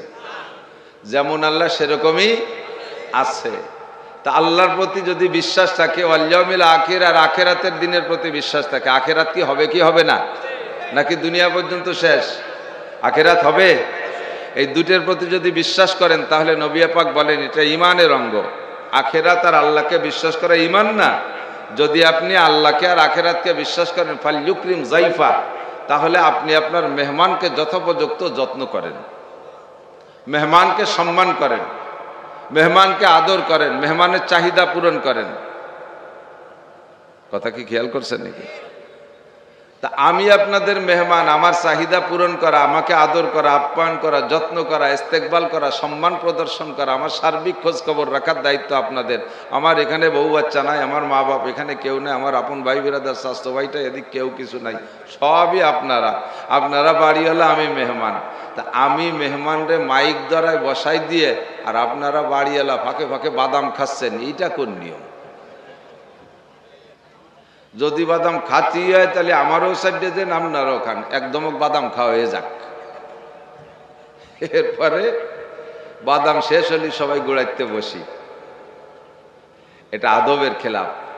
মজলিসে, কোরআনের মজলিসে বয়ান শুনতে হবে কিভাবে, উলামায়ে কেরামের কাছ থেকে অবশ্যই শুনেছেন। আল্লাহ পাক রব্বুল আলামিন ১৫০০ বছর আগে কোরআনে কারীম নাজিল করে এই মজলিসের আদবটাও শিক্ষা দিয়েছেন। কোরআনের মজলিসের আদব, ওয়াইদা কুরি আল কোরআনু ফাস্তামিউ লাহু ওয়া আনসিতু। যখন কোরআনে কারীম রিডিং তেলাওয়াত করা হয়, এমনি তেলাওয়াত, মাঝে মাঝে কারি সাহেবরা পড়ে না, হাফেজ সাহেবরা পড়ে, যখন রিডিং তেলাওয়াত করা হয় অথবা তার তরজমা তাফসীরও করা হয়, আল্লাহ পাক বলেন ফাস্তামিউ। ফাসমাউ মানে কান দিয়ে শোনো, চর্ম কান। আর এই ফাসমাউরে অন্য ভাবে নিয়ে শব্দ অক্ষর বাড়ানো হয়েছে, এবার হয়েছে ফাস্তামিউ। আরবিতে বলে কাসরাতুল মাবানি তাদুল্লু আলা কাসরাতিল মাআনি। শব্দের ভিতরে যদি হরফ বেড়ে যায় তখন তর্জমাও বেড়ে যায়। তো ফাসমাউ মানে চর্ম কান দিয়ে শোনো, আর ফাস্তামিউ মানে অন্তরের কান দিয়ে শোনো। আর অন্তরের কান দিয়ে শুনতে হলে কি করা লাগবে? ওয়া আনসিতু, এমত অবস্থায় যে তোমার মুখের সব কাজ বন্ধ রাখো। একই সাথে মুখের কাজও চলবে আর অন্তরে কান দিয়েও শোনা চলবে, এটা কখনো হয় না। দুই কাজ একসাথে করতে পারে না। কাজেই আপনার অন্তরের কান দিয়ে শুনতে হুকুম করছে কে? একটু বলেন কে? ফাস্তামিউ, অন্তরের কান দিয়ে শোনো। কমপক্ষে ওয়াজিব, ফরজ হলেও হতে পারে, কমপক্ষে ওয়াজিব। আল্লাহর ওয়ার্ডার কোরআন শরীফের ভিতরে কতিউস সুবুত জদিউদ দালালাত, এই আয়াতের দ্বারা কমপক্ষে ওয়াজিব প্রমাণিত হয় যে কোরআনে কারীমের বয়ান এবং কোরআনে কারীমের তেলাওয়াত যখন হয় অন্তরের কান দিয়ে শোনা ওয়াজিব। আর অন্তরে কান দিয়ে শুনতে হলে অবস্থাটা কেমন হতে হয় আল্লাহ পাক অ্যাটেনশন শিখিয়ে দিয়েছে। ওয়া আনসিতু, ওয়াই হালিয়া, এবং না, ওয়া মানে এবং না, ওয়াই হালিয়া, অর্থাৎ অবস্থাটা এমন হতে হবে যে আনসিতু, তোমার মুখের সব কাজ বন্ধ, কথা হবে না, মোবাইল চলবে না, বাদাম খাওয়া চলবে না, চানাচুর খাওয়া চলবে না, পটেটো খাওয়া চলবে না, পানে জাগর কাটা চলবে না, বিড়ি সিগারেট এমনি বাদ, এ সব মুখের কাজ বাদ, কথা টথা সব বাদ। ওয়ানসিতু, তাহলে কি হবে? এই কোরআনে কারীমের তেলাওয়াত আর বয়ানের মাধ্যমে লাআল্লাকুম তুরহামুন, অবশ্যই তোমাদের উপরে আসমান থেকে রহমত নাজিল করা হবে। আমরা আসমানি রহমতের প্রত্যাশী কিনা বলেন? আমরা সবাই আসমানি রহমতের প্রত্যাশী। আল্লাহ পাক আমাদের এই রহমত আর বরকত সংগ্রহ করার তৌফিক দান করে, বলি আমিন। এবং কোরআনে কারীমের মজলিসের আদব রক্ষা করার তৌফিক দান করে, আবারও বলি আমিন। আমাদের জন্য খেয়াল করি, খুব খেয়াল করি, খুব অবশ্যই লক্ষ্য করি, একটা কথাও যেন ছুটে না যায়। আপনি জানেন না এরকম কথা আমি নিয়ে আসতে পারিনি, বহুবার উলামায়ে কিরামের কাছ থেকে শুনেছেন। এরপরও সেই কথাগুলো বলার জন্য আল্লাহ পাক নির্দেশ দিয়েছেন। আমি মাদ্রাসার শিক্ষক, আমি বুখারী শরীফ পড়াই আমার মাদ্রাসায়, জালালাইন পড়াই, মিশকাত পড়াই, নিচের কিতাব মিজান, নাহবে মির, হিদায়াতুন নহু এগুলো পড়াই, গুলিস্তা, পান্তেনামা, তাইসির, ছোট ছোট কিতাবও পড়াই, বড় কিতাব আলহামদুলিল্লাহ, শেষের কিতাব বুখারী শরীফের অংশ আমি পড়াই।